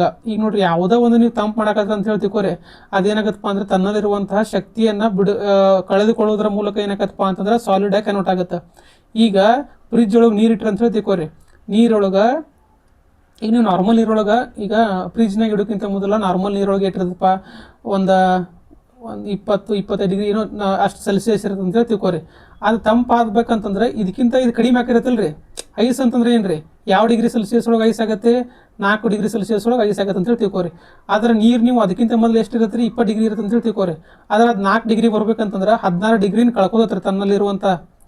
ತನ್ನಲ್ಲಿರುವಂಥ ಉಷ್ಣತೆಯನ್ನು ಕಳ್ಕೊತದೆ. ಎಷ್ಟು ಕಳ್ಕೋತದ್ರಿ, 16 ಡಿಗ್ರಿ ಕಳ್ಕೊತತಿ. ಅಂದ್ರೆ ಏನ್ರಿ, ತನ್ನಲ್ಲಿರುವಂಥ ಹೀಟನ್ನು ಲಾಸ್ ಮಾಡ್ಕೊತದ. ಈಗ ನೀರು 20 ಡಿಗ್ರಿ ಇರುತ್ತೆ ಅಂತ ಹೇಳಿ ತಿಳ್ಕೊರಿ. ನೀವು ನಾರ್ಮಲಾಗಿ ನೀರು ಕುಡಿಯುವಾಗ ನಿಮ್ಗೆ ಏನು ಅನ್ಸಂಗಿಲ್ಲ. ಅದು ಅಕಸ್ಮಾತ್ ಅದ ನೀವು ಐಸ್ ಏನಾರು ತಿನ್ನಾಕೈತ್ರಪ್ಪ ಅಂತಂದ್ರೆ ಹಲ್ಲು ಜುಮ್ ಆಕತಿ. ಯಾಕಪ್ಪ, ನಾರ್ಮಲ್ ನೀರಿನಾಗ ಒಂದು ಸ್ವಲ್ಪ ಬಿಸಿ ಇರ್ತಾರೋ, ಅದನ್ನ ಈ ಐಸಿ ಕಂಪೇರ್ ಮಾಡಿದ್ರೆ ಒಂದು ಸ್ವಲ್ಪ ಬಿಸಿ ಇರತ್ತೆ. ಅದೇ ಐಸ್ ಏನಿರತ್ತೆ ತಂಪಿರತ್ತೆ. ಅಂದ್ರೆ ಇದ್ರ ಟೆಂಪ್ರೇಚರ್ ಕಡಿಮೆ ಇರತ್ತೆ. ಟೆಂಪ್ರೇಚರ್ ಹೆಚ್ಚದಿಂದ ಕಡಿಮೆ ಆಗ್ಬೇಕಂತಂದ್ರೆ ತನ್ನಲ್ಲಿರುವಂಥ ಹೀಟನ್ನು ಕಳ್ಕೊಬೇಕಾದ. ಸೊ ಇಲ್ಲಿ ಏನಾಕತ್ರಿ, ಫ್ರೀಸಿಂಗ್ ಒಳಗೆ ಹೀಟ ಲಾಸ್ ಆಗುತ್ತೆ ನೋಡ್ರಿ. ಕಂಡೆನ್ಸೇಷನ್ ಒಳಗೂ ಹೀಟ್ ಲಾಸ್ ಆಗಿತ್ತು. ಯಾಕೆ ಹೀಟ್ ಲಾಸ್ ಆಗಿತ್ತಪ್ಪ ಅಂತಂದ್ರೆ ಅದು ಗ್ಯಾಸ್ದಿಂದ ಲಿಕ್ವಿಡ್ ಆಕೈತ್ರಿ ನೋಡ್ರಿ. ಗ್ಯಾಸ್ದಿಂದ ಏನಾಗಿತ್ತಪ್ಪ ಅಂತಂದ್ರೆ ಲಿಕ್ವಿಡ್ ಆಗುತ್ತೆ. ಈಗ ನೀವು ನಾರ್ಮಲಾಗಿ ಕಂಪೇರ್ ಮಾಡಿದ್ರೆ ಗ್ಯಾಸ್ ಹೆಚ್ಚಿಗೆ ಬಿಸಿ ಇರ್ತತೋ ಏನು ಲಿಕ್ವಿಡ್ ಹೆಚ್ಚಿಗೆ ಬಿಸಿ ಇರತ್ತೋ. ನಾರ್ಮಲಾಗಿ ಏನಪ್ಪ ಅಂತಂತಂದ್ರೆ ಲಿಕ್ವಿಡ್ ಇದಾಗಿರ್ತೈತೆ ರೀ, ಬಿಸಿ ಇರತ್ತೆ. ಅದಕ್ಕೆ ಏನಾಕತ್ತಪ್ಪ ಅಂದ್ರೆ ತನ್ನಲ್ಲಿರುವಂಥ ಗ್ಯಾಸ್ ಬಿಸಿ ಇರತ್ತೆ. ತನ್ನಲ್ಲಿರುವಂಥ ಗ್ಯಾಸ್ ಏನು ಮಾಡ್ತೈತಿ, ಹೀಟನ್ನು ಕಳೆದುಕೊಂಡು ಏನಾಕತ್ತಿ ರೀ ಒಂದು ಸ್ವಲ್ಪ ತಂಪಾಕತಿ. ಎದಕ್ಕೆ, ಯಾವಾಗ ಗ್ಲಾಸಿನಲ್ಲಿರುವಂಥ ತಂಪಾದ ನೀರಿನೊಂದಿಗೆ ಸಂಪರ್ಕಕ್ಕೆ ಬಂದಾಗ ಅವಾಗ ಏನಾಗುತ್ತೆ ರೀ, ಹೀಟ್ ಲಾಸ್ ಆಗುತ್ತೆ. ಈ ಫ್ರೀಸಿಂಗ್ದಾಗ ಇದ್ದಾಗ ಏನಾಗುತ್ತೆ ರೀ, ಹೀಟ್ ಲಾಸ್ ಆಗುತ್ತೆ. ನೆನಪಿಡ್ಬೋದು. ಫ್ರೀಸಿಂಗ್ ಅಂತಂದ್ರೆ ಏನು ರೀ, ಫ್ರಿಜ್ ನೆನಪು ಬರ್ಬೇಕು ನಿಮಗೆ. ಫ್ರೀಸಿಂಗ್ ಅಂತಂದ್ರೆ ಏನು ರೀ, ಫ್ರಿಜ್ ನೆನಪು ಬರ್ಬೇಕು. ಸೊ ಫ್ರಿಜ್ ಒಳಗೆ ನೀವು ನೀರನ್ನು ಇಟ್ಟಾಗ ಅದು ಐಸ್ ಆಕತಿ. ನೀರು ಜಾಸ್ತಿ ತಂಪಿತ್ತು ಏನು ಐಸ್ ಜಾಸ್ತಿ ತಂಪಿರತ್ತೋ, ಐಸ್ ತಂಪಿರತ್ತಿ, ನೀರು ಬಿಸಿ ಇರ್ತತಿ. ಸೊ ಬಿಸಿ ಇದ್ದು ತಂಪಾಗಬೇಕಂತಂದ್ರೆ ತನ್ನಲ್ಲಿರುವಂಥ ಹೀಟ್ ಎನರ್ಜಿನ ಕಳ್ಕೋಬೇಕು. ಸೊ ಇಲ್ಲಿ ಏನಾಗತ್ತೆ ರೀ, ಹೀಟ್ ಎನರ್ಜಿ ಕಳ್ಕೊತತಿ. ನೆಕ್ಸ್ಟ್ ಏನಪ್ಪ ಅಂತಂತಂದ್ರೆ ಡಿಪಾಸಿಷನ್ ಬರತ್ತೆ. ನೆಕ್ಸ್ಟ್ ಏನು ರೀ, ಡಿಪಾಸಿಷನ್. ಇದು ಕನ್ನಡದಾಗ ಏನಂತಾರೆ ರೀ, ನಿಕ್ಷೇಪಣ. ನೀವು ಇಂಗ್ಲೀಷ್ನಾಗ ನೆನ್ಪಿಟ್ಕೋರಿ, ಡಿಪಾಸಿಷನ್. ಏನಪ್ಪ ಡಿಪಾಸಿಷನ್ ಅಂತಂತಂದ್ರೆ, ಗ್ಯಾಸ್ ಇದ್ದದ್ದ ಡೈರೆಕ್ಟ್ ಏನಾಗೋದು ರೀ, ಸಾಲಿಡ್ ಆಗೋದು. ಅರ್ಥ ಮಾಡ್ಕೋರಿ. ಗ್ಯಾಸ್ ಇದ್ದದ್ದ ಡೈರೆಕ್ಟಾಗಿ ಲಿಕ್ವಿಡ್ ಆತಪ್ಪ ಅಂತಂತಂದ್ರೆ ಏನಂತಾರೆ ರೀ, ಕಂಡೆನ್ಸೇಷನ್. ಗ್ಯಾಸ್ ಇದ್ದದ್ದ ಡೈರೆಕ್ಟಾಗಿ ಲಿಕ್ವಿಡ್ ಆತಪ್ಪ ಅಂತಂತಂದ್ರೆ ಅದಕ್ಕೇನಂತಾರೆ ರೀ, ಕಂಡೆನ್ಸೇಷನ್. ಆದರೆ ಗ್ಯಾಸ್ ಇದ್ದದ್ದ ಲಿಕ್ವಿಡ್ ಆಗೋದ್ಲೆ ಸಾಲಿಡ್ ಆತಪ್ಪ ಅಂತಂದ್ರೆ ಅದಕ್ಕೇನಂತಾರೆ ರೀ, ಡಿಪಾಸಿಷನ್ ಅಂತ ಕರೀತಾರು. ಗ್ಯಾಸ್ ಇದ್ದದ್ದು ಡೈರೆಕ್ಟ್ ಸಾಲಿಡ್ ಆತಪ್ಪ ಅಂತಂದ್ರೆ ಡಿಪಾಸಿಷನ್ ಅಂತ ಕರೀತಾರು. ಇಲ್ಲೂ ಏನಾಗತ್ತಪ್ಪ ಅಂತಂದ್ರೆ, ಈಗ ನೋಡ್ರಿ, ನಾರ್ಮಲ್ ಆಗಿ ಮಳಿ ಹನಿ ಬರ್ತೈತೆ ಅಂತ ಹೇಳಿ ತಿಳ್ಕೊರಿ. ಮಳಿ ಹನಿ ಬರುವಾಗ ಒಮ್ಮೆ ಏನಾಗತ್ತಪ್ಪ ಅಂತಂತಂದ್ರೆ ಅದು ನೀರಿನ ಹನಿ ಬರೋದ್ಲೆ ಒಮ್ಮೊಮ್ಗಿಲೆ ಇದಾಗತ್ತೆ ಗೊತ್ತ್ರಿ, ಆಣಿಕಲ್ ಬಿದ್ದಂಗೆ ಆಕವಲ್ಲ, ಐಸ್ ಬರ್ತಾ ಗೊತ್ತ್ರಿ. ಅದಕ್ಕೆ ಏನಪ್ಪ ಅಂತಂದ್ರೆ ಇದು ಉದಾಹರಣೆ ನೋಡ್ರಿ. ಡೆಪಾಸಿಷನ್ಗೆ ಉದಾಹರಣೆ ಏನಪ್ಪ ಅಂತಂತಂದ್ರೆ, ಈಗ ಮಳಿ ಬರ್ತಿರ್ತೈತಿ. ಮಳಿ ಬಂದಾಗ ನಾರ್ಮಲ್ ನೀರಿನ ಹನಿಗಳು ಬಂದುಪ್ಪ ಅಂತಂದ್ರೆ, ನಾರ್ಮಲ್ ಆಗಿ ನೀರಿನ ಹನಿಗಳು ಬಂದು ಅಂತಂದ್ರೆ ಇಲ್ಲಿ ಮೋಡಗಳದಾಗ ಗ್ಯಾಸ್ನಾಗ ಫಾರ್ಮೇಷನ್ ಆಗಿರ್ತದ. ಗ್ಯಾಸ್ ಇದ್ದದ ಲಿಕ್ವಿಡ್ ಬರ್ತಿರ್ತದ. ಗ್ಯಾಸ್ ಇದ್ದದ್ದು ಏನಾಕಿತ್ತು ರೀ, ಲಿಕ್ವಿಡ್ ಹಾಕಿತ್ತು. ಗ್ಯಾಸ್ ಇದ್ದದ್ದು ಲಿಕ್ವಿಡ್ ಆಗಿತ್ತು ಅಂತಂದ್ರೆ ಕಂಡೆನ್ಸೇಷನ್. ಈಗ ನಾರ್ಮಲ್ ಆಗಿ ಮಳಿ ಬರ್ತಿರ್ತೈತಿ. ಮೋಡ ಒಳಗೆ ನೀರಿನ ಹೆಂಗೆ ಸಂಗ್ರಹ ಆಗಿರ್ತದಪ್ಪ ಅಂತಂತಂದ್ರೆ ಆವಿಯ ರೂಪದಲ್ಲಿ ಸಂಗ್ರಹ ಆಗಿರ್ತೈತಿ. ಆವಿ ಅಂತಂದ್ರೆ ಏನ್ರಿ, ಗ್ಯಾಸ್. ಸೊ ಮಳಿ ಆಗತ್ತಪ್ಪ ಅಂತಂದ್ರೆ ಆ ಗ್ಯಾಸ್ ಇದ್ದದ್ದು ನೀರಾಗಿ ಕನ್ವರ್ಟ್ ಆಗತ್ತೆ ರೀ. ಗ್ಯಾಸ್ ಇದ್ದದ್ದು ನೀರಾಗಿ ಕನ್ವರ್ಟ್ ಆಗುತ್ತೆ. ನೀರಾಗಿ ಕನ್ವರ್ಟ್ ಆತಂದ್ರೆ ಅದಕ್ಕೆ ಏನಂತಾರೆ ರೀ, ಕಂಡೆನ್ಸೇಷನ್ ಅಂತ ಕರೀತಾರೆ. ಅಂದ್ರೆ ಘನೀಕರಣ ಅಂತೇಳಿ ಕರೀತಾರೆ. ಅದ ಆ ಮೋಡದಲ್ಲಿರುವಂತಹ ಇದು ನೀರು ಗ್ಯಾಸ್ ಇರ್ತದ. ಆ ಗ್ಯಾಸ್ ಇದ್ದದ್ದು ಡೈರೆಕ್ಟ್ ನೀರಾಗೋದ್ಲಿ ಏನಪ್ಪ ಅಂತಂದ್ರೆ ಐಸ್ ಮಂಜುಗಡ್ಡೆ ಆತಪ್ಪ ಅಂತಂದ್ರೆ ಆಣಿಕಲ್ ಆತಂತಂದ್ರೆ ಅದಕ್ಕೆ ಏನಂತ ಕರೀತಾರೆ ರೀ, ಡೆಪಾಸಿಷನ್ ಅಂತ ಕರೀತಾರೆ. ಇಲ್ಲೂ ಹೆಂಗೆ ಆಕತ್ತಪ್ಪ ಅಂತಂದ್ರೆ ಗ್ಯಾಸ್ದಲ್ಲಿರುವಂತಹ ಹೀಟ್ ಲಾಸ್ ಆಗಿ ಏನಾಗತ್ತೆ ರೀ, ಸಾಲಿಡಾಗಿ ಕನ್ವರ್ಟ್ ಆಗುತ್ತೆ. ಇಲ್ಲೂ ಏನಾಗತ್ತೆ ರೀ, ಹೀಟ್ ಲಾಸ್ ಆಗುತ್ತೆ. ನೆನಪಿಟ್ಕೋರಿ, ಇಲ್ಲೂ ಏನಾಗತ್ತೆ ರೀ, ಹೀಟ್ ಲಾಸ್ ಆಗುತ್ತೆ. ಯಾಕಪ್ಪ ಅಂತಂದ್ರೆ ನೀವು ಆಣಿಕಲ್ಲನ್ನು ಕಂಪೇರ್ ಮಾಡಿದಾಗ ಆಮೇಲೆ ಈ ಮಳಿ ಹನಿ, ಈ ಇದ್ರಾಗ ಮೋಡದಾಗಿರುವಂಥ ಮಳಿ ಹನಿನ ಕಂಪೇರ್ ಮಾಡಿದಾಗ ಯಾವ್ದು ಜಾಸ್ತಿ ಬಿಸಿ ಇರತ್ತಪ್ಪ ಅಂತಂದ್ರೆ ಮೋಡದಲ್ಲಿರುವಂಥ ಮಳಿ ಹನಿನ ಬಿಸಿ ಜಾಸ್ತಿ ಇರತ್ತೆ ರೀ. ಈಗ ಆಣಿಕಲ್ದಾಗ ತಂಪಿರತ್ತಿಲ್ಲರದ ಈ ನಾರ್ಮಲ್ ಆಗಿ ಮಳಿ ಹನಿಕ್ಕಿಂತ, ಮೋಡದಲ್ಲಿರುವಂಥ ಮಳಿ ಹನಿಕ್ಕಿಂತ ಈ ಆಣಿಕಲ್ ತಂಪಿರತ್ತಿ. ಸೊ ಈ ಬಿಸಿ ಇದು ತಂಪಾಗಬೇಕಂತಂದ್ರೆ ಈ ತನ್ನಲ್ಲಿರುವಂಥ ಹೀಟನ್ನು ಕಳ್ಕೊತತಿ. ಸೊ ಇದು ಏನಾಕತಿ, ಹೀಟನ್ನು ಕಳ್ಕೊತತಿ. ನೋಡ್ರಿ, 3 ಪ್ರೊಸೆಸ್ಗಳು ಹೀಟನ್ನು ಕಳ್ಕೊತಾವೆ. ಏನಪ್ಪ ಅಂತಂದ್ರೆ ಕಂಡೆನ್ಸೇಷನ್ ಒಳಗೆ ಏನಾತ್ರಿ, ಕಂಡೆನ್ಸೇಷನ್ ಒಳಗೆ ನೀರು ಇಲ್ಲಿ ನೋಡ್ರಿ, ಮೋಡದಲ್ಲಿರುವಂಥ ನೀರು ಲಿಕ್ವಿಡ್ ಆತ. ನೀರು ಏನಾತ್ರಿ, ಇದು ಲಿಕ್ವಿಡ್ ಆತ. ಮೋಡದಲ್ಲಿರುವಂಥ ನೀರು ಲಿಕ್ವಿಡ್ ಆತ. ಅದ ಈ ಮೋಡದಲ್ಲಿರುವಂಥ ನೀರು ಸಾಲಿಡ್ ಐಸ್ ಆಗಿತ್ತಪ್ಪ ಅಂತಂದ್ರೆ ಅದಕ್ಕೆ ಏನಂತಾರೆ ರೀ, ಡೆಪಾಸಿಷನ್ ಅಂತ ಕರೀತಾರೆ. ಅದ ಇದಾಗಿತ್ತಪ್ಪ ಅಂತಂದ್ರೆ ನೀರಾಗಿತ್ತು ಅಂತಂದ್ರೆ ವೆಪರೈಸೇಷನ್ ಅಂತ ಕರೀತಾರೆ. ಕಂಡೆನ್ಸೇಷನ್ ಅಂತ ಕರೀತಾರೆ, ಘನೀಕರಣ ಅಂತ ಕರೀತಾರೆ. ಇವು ಆಮೇಲೆ 2 ಪ್ರೊಸೆಸ್ ಅದು. ಆಮೇಲೆ ಇನ್ನೊಂದು ಪ್ರೊಸೆಸ್ ಯಾವ್ದಪ್ಪ ಅಂತಂತಂದ್ರೆ ಗಟ್ಟಿ, ಫ್ರೀಸಿಂಗ್ ಅಂತಂತಂದ್ರಿ, ಇಲ್ಲೈತೆ ನೋಡ್ರಿ. ಫ್ರೀಸಿಂಗ್ ಅಂತಂದ್ರೆ ಈ ನೀರನ್ನು ನೀವು ಫ್ರಿಜ್ನಾಗ ಇಟ್ಟಿರಪ್ಪ ಅಂತಂತಂದ್ರೆ ಐಸ್ ಆಗೋದು. ಇದಕ್ಕೇನಂತಾರು ಫ್ರೀಸಿಂಗ್ ಅಂತಾರೆ. ಇದು ಏನಪ್ಪ ಅಂತಂದ್ರೆ 3 ಪ್ರೊಸೆಸ್ಗಳು ಏನಾಕವಪ್ಪ ಅಂತಂತಂದ್ರೆ ತನ್ನಲ್ಲಿರುವಂತಹ ಹೀಟನ್ನು ಕಳೆದುಕೊಳ್ಳುತ್ತವೆ. ಯಾವ್ಯಾವ ಪ್ರೊಸೆಸ್ಗಳು ಹೀಟನ್ನು ಕಳೆದುಕೊಳ್ತಾವೆ ಅಂತೇಳಿ ನಿಮಗೆ ಎಕ್ಸಾಮ್ದಾಗ ಕೇಳ್ಬೋದು. ಯಾವ್ಯಾವಪ್ಪ ಅಂತಂತಂದ್ರೆ ಕಂಡೆನ್ಸೇಷನ್ನ, ಆಮೇಲೆ ಫ್ರೀಸಿಂಗ, ಆಮೇಲೆ ಇನ್ನೊಂದು ಯಾವುದಪ್ಪ ಅಂತಂತಂದ್ರೆ ಡಿಪಾಸಿಷನ್. ಇವು 3 ಪ್ರೊಸೆಸ್ಗಳು ಏನಾಕಪ್ಪ ಅಂತಂದ್ರೆ ತನ್ನಲ್ಲಿರುವಂಥ ಹೀಟನ್ನು ಕಳೆದುಕೊಳ್ತಾವೆ. ಇನ್ನೇನು ಬರ್ತದಪ್ಪ ಅಂತಂದ್ರೆ ಬಾಷ್ಪೀಕರಣ. ನೆಕ್ಸ್ಟ್ ಅದು ಬರುತ್ತೆ ರೀ, ಬಾಷ್ಪೀಕರಣ ಅಂತಂದ್ರೆ ಇವ್ಯಾಪೋರೈಸೇಷನ್. ಇಲ್ಲಿ ನೋಡ್ರಿ, ವೇಪರೈಸೇಷನ್ ಅಥವಾ ವ್ಯಾಪರೈಸೇಷನ್. ಇಲ್ಲಿ ಏನಾಗುತ್ತಪ್ಪ ಅಂತಂದ್ರೆ ಈ ಬಾಣದ ಗುರುತು ಅಬ್ಸರ್ವ್ ಮಾಡಿರಿ, ಎಲ್ಲಿಂದ ಎಲ್ಲಿ ಹೋಗೈತೆ ಅಂಥೇಳಿ. ಲಿಕ್ವಿಡ್ದಿಂದ ಏನಾಗೈತೆ ರೀ, ಲಿಕ್ವಿಡ್ದಿಂದ ಈ ಬಾಣದ ಗುರುತು ಎಲ್ಲಿ ಬಂತಂದ್ರೆ ಅಂದ್ರೆ ಗ್ಯಾಸ್.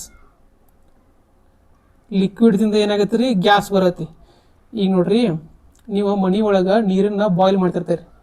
ನೀರನ್ನು ಬಾಯ್ಲ್ ಮಾಡ್ತಿರ್ತೀರಿ. ನೀರನ್ನು ಬಾಯ್ಲ್ ಮಾಡಿದಾಗ ಅದು ಆವಿಯಾಗಿ ಹೋಗತ್ತೆ.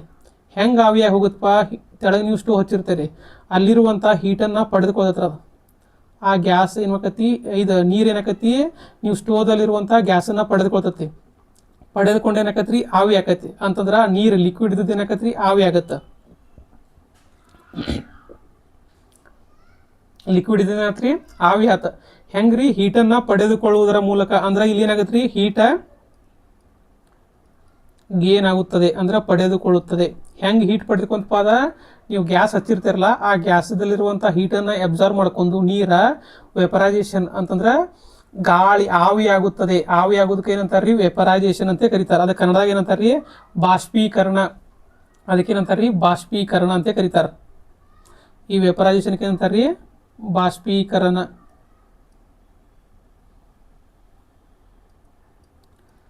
ಬಾಷ್ಪೀಕರಣ ಅಂತೇಳಿ ಕರೀತಾರೆ ವೆಪರೈಸೇಷನ್ಗೆ. ವೆಪರೈಸೇಷನ್ ಅಂತಂದ್ರೆ ಏನ್ರಿ, ಲಿಕ್ವಿಡ್ ಇದ್ದದ್ದು ಗ್ಯಾಸ್ ಆಗೋದು. ಅದೇ ರೀತಿ ನೆಕ್ಸ್ಟ್ ಮೆಲ್ಟಿಂಗ್. ಮೆಲ್ಟಿಂಗ್ ಅಂತಂದ್ರೆ ಏನ್ರಿ, ಐಸ್ ಮೆಲ್ಟ್ ಆಕದಂತ ಇರ್ತಾರೆ, ಗೊತ್ತ್ರಿ, ಐಸ್ ಮೆಲ್ಟ್. ಇದೆ ನೋಡ್ರಿ, ಈ ಐಸ್ ಇದ್ದಿದ್ದು ಏನಾಗ್ಬೇಕ್ರಿ, ನೀರು ಆಗ್ಬೇಕು. ಅಂದ್ರೆ ಐಸ್ ಇದ್ದಿದ್ದ ನೀರು ಆಗ್ಬೇಕು. ಐಸ್ ಇದ್ದಿದ್ದು ನೀರು ಆಗ್ಬೇಕಂತಂದ್ರೆ ಏನಾಗ್ಬೇಕ್ರಿ, ಅದಕ್ಕೂ ನೀವು ಹೀಟ್ ಕೊಡಬೇಕಲ್ಲ ರೀ, ಅದಕ್ಕೂ ಶಾಖವನ್ನು ಕೊಡಬೇಕಾರೆ ನೀವು. ಈಗ ನೀವು ನಾರ್ಮಲ್ ಫ್ರಿಜ್ ಅಂತ ತೊಗೊಂಬಂದು ಐಸ್ ತೊಗೊಂಬಂದು ಹೊರಗೆ ಇಟ್ಟರೆ ಅಂತ ಹೇಳ್ತಿಕೋರಿ, ಅದೇನಾಗತ್ತೆ ರೀ, ಕರ್ಕೊಂತ ಬರುತ್ತೆ. ಯಾಕಂತಂದ್ರೆ ಹೊರಗಿನ ಟೆಂಪ್ರೇಚರ್ ಒಳಗಿನಕ್ಕಿಂತ ಜಾಸ್ತಿ ಇರತ್ತೆ ರೀ ಫ್ರಿಜ್ ಜಾಕಿಂತ. ಅದನ್ನ ನೀವು ಅಕಸ್ಮಾತ್ ಕಾಸಿರಂತಂದ್ರೆ ಏನಾಗತ್ತದ, ಐಸ ನೀರಾಗ ಸ್ಟಾರ್ಟ್ ಆಗುತ್ತೆ. ಸೊ ಅದಕ್ಕೇನಂತಾರೆ, ಫ್ರೀಸಿಂಗ್ ಅಂತ ಕರೀತಾರೆ. ಫ್ರೀಸಿಂಗ್ ಅಂತಂದ್ರೆ ಏನ್ರಿ, ಕನ್ನಡದಾಗ ಕರಗುವಿಕೆ. ಸಾರಿ, ಮೆಲ್ಟಿಂಗ್. ಮೆಲ್ಟಿಂಗ್ ಅಂತಂದ್ರೆ ಏನ್ರಿ, ಕರಗುವಿಕೆ. ಕರಗುವಿಕೆ ಕರಗುವಿಕೆ ಅಂತಂದ್ರೆ ಏನ್ರಿ, ಸಾಲಿಡ್ ಐಸ್ನಿಂದ ಏನಾಯ್ತು, ಲಿಕ್ವಿಡ್ ನೀರಾತು. ಐಸ್ ಏನಾತ್ರಿ, ಕರಗೆ ನೀರಾತು. ಅದಕ್ಕೇನಂತಾರ್ರಿ, ಕರಗುವಿಕೆ ಅಂತ ಕರೀತಾರೋ. ಇನ್ನೊಂದು ಇಂಪಾರ್ಟೆಂಟ್ ಏನಪ್ಪ ಅಂತಂದ್ರೆ ಉತ್ಖನನ. ಏನಂತಾರ್ರಿ, ಉತ್ಖನನ ಅಂದ್ರೆ ಸಬ್ಲಿಮೇಷನ್. ಇಲ್ಲಿ ನೋಡ್ರಿ, ಸಬ್ಲಿಮೇಷನ್.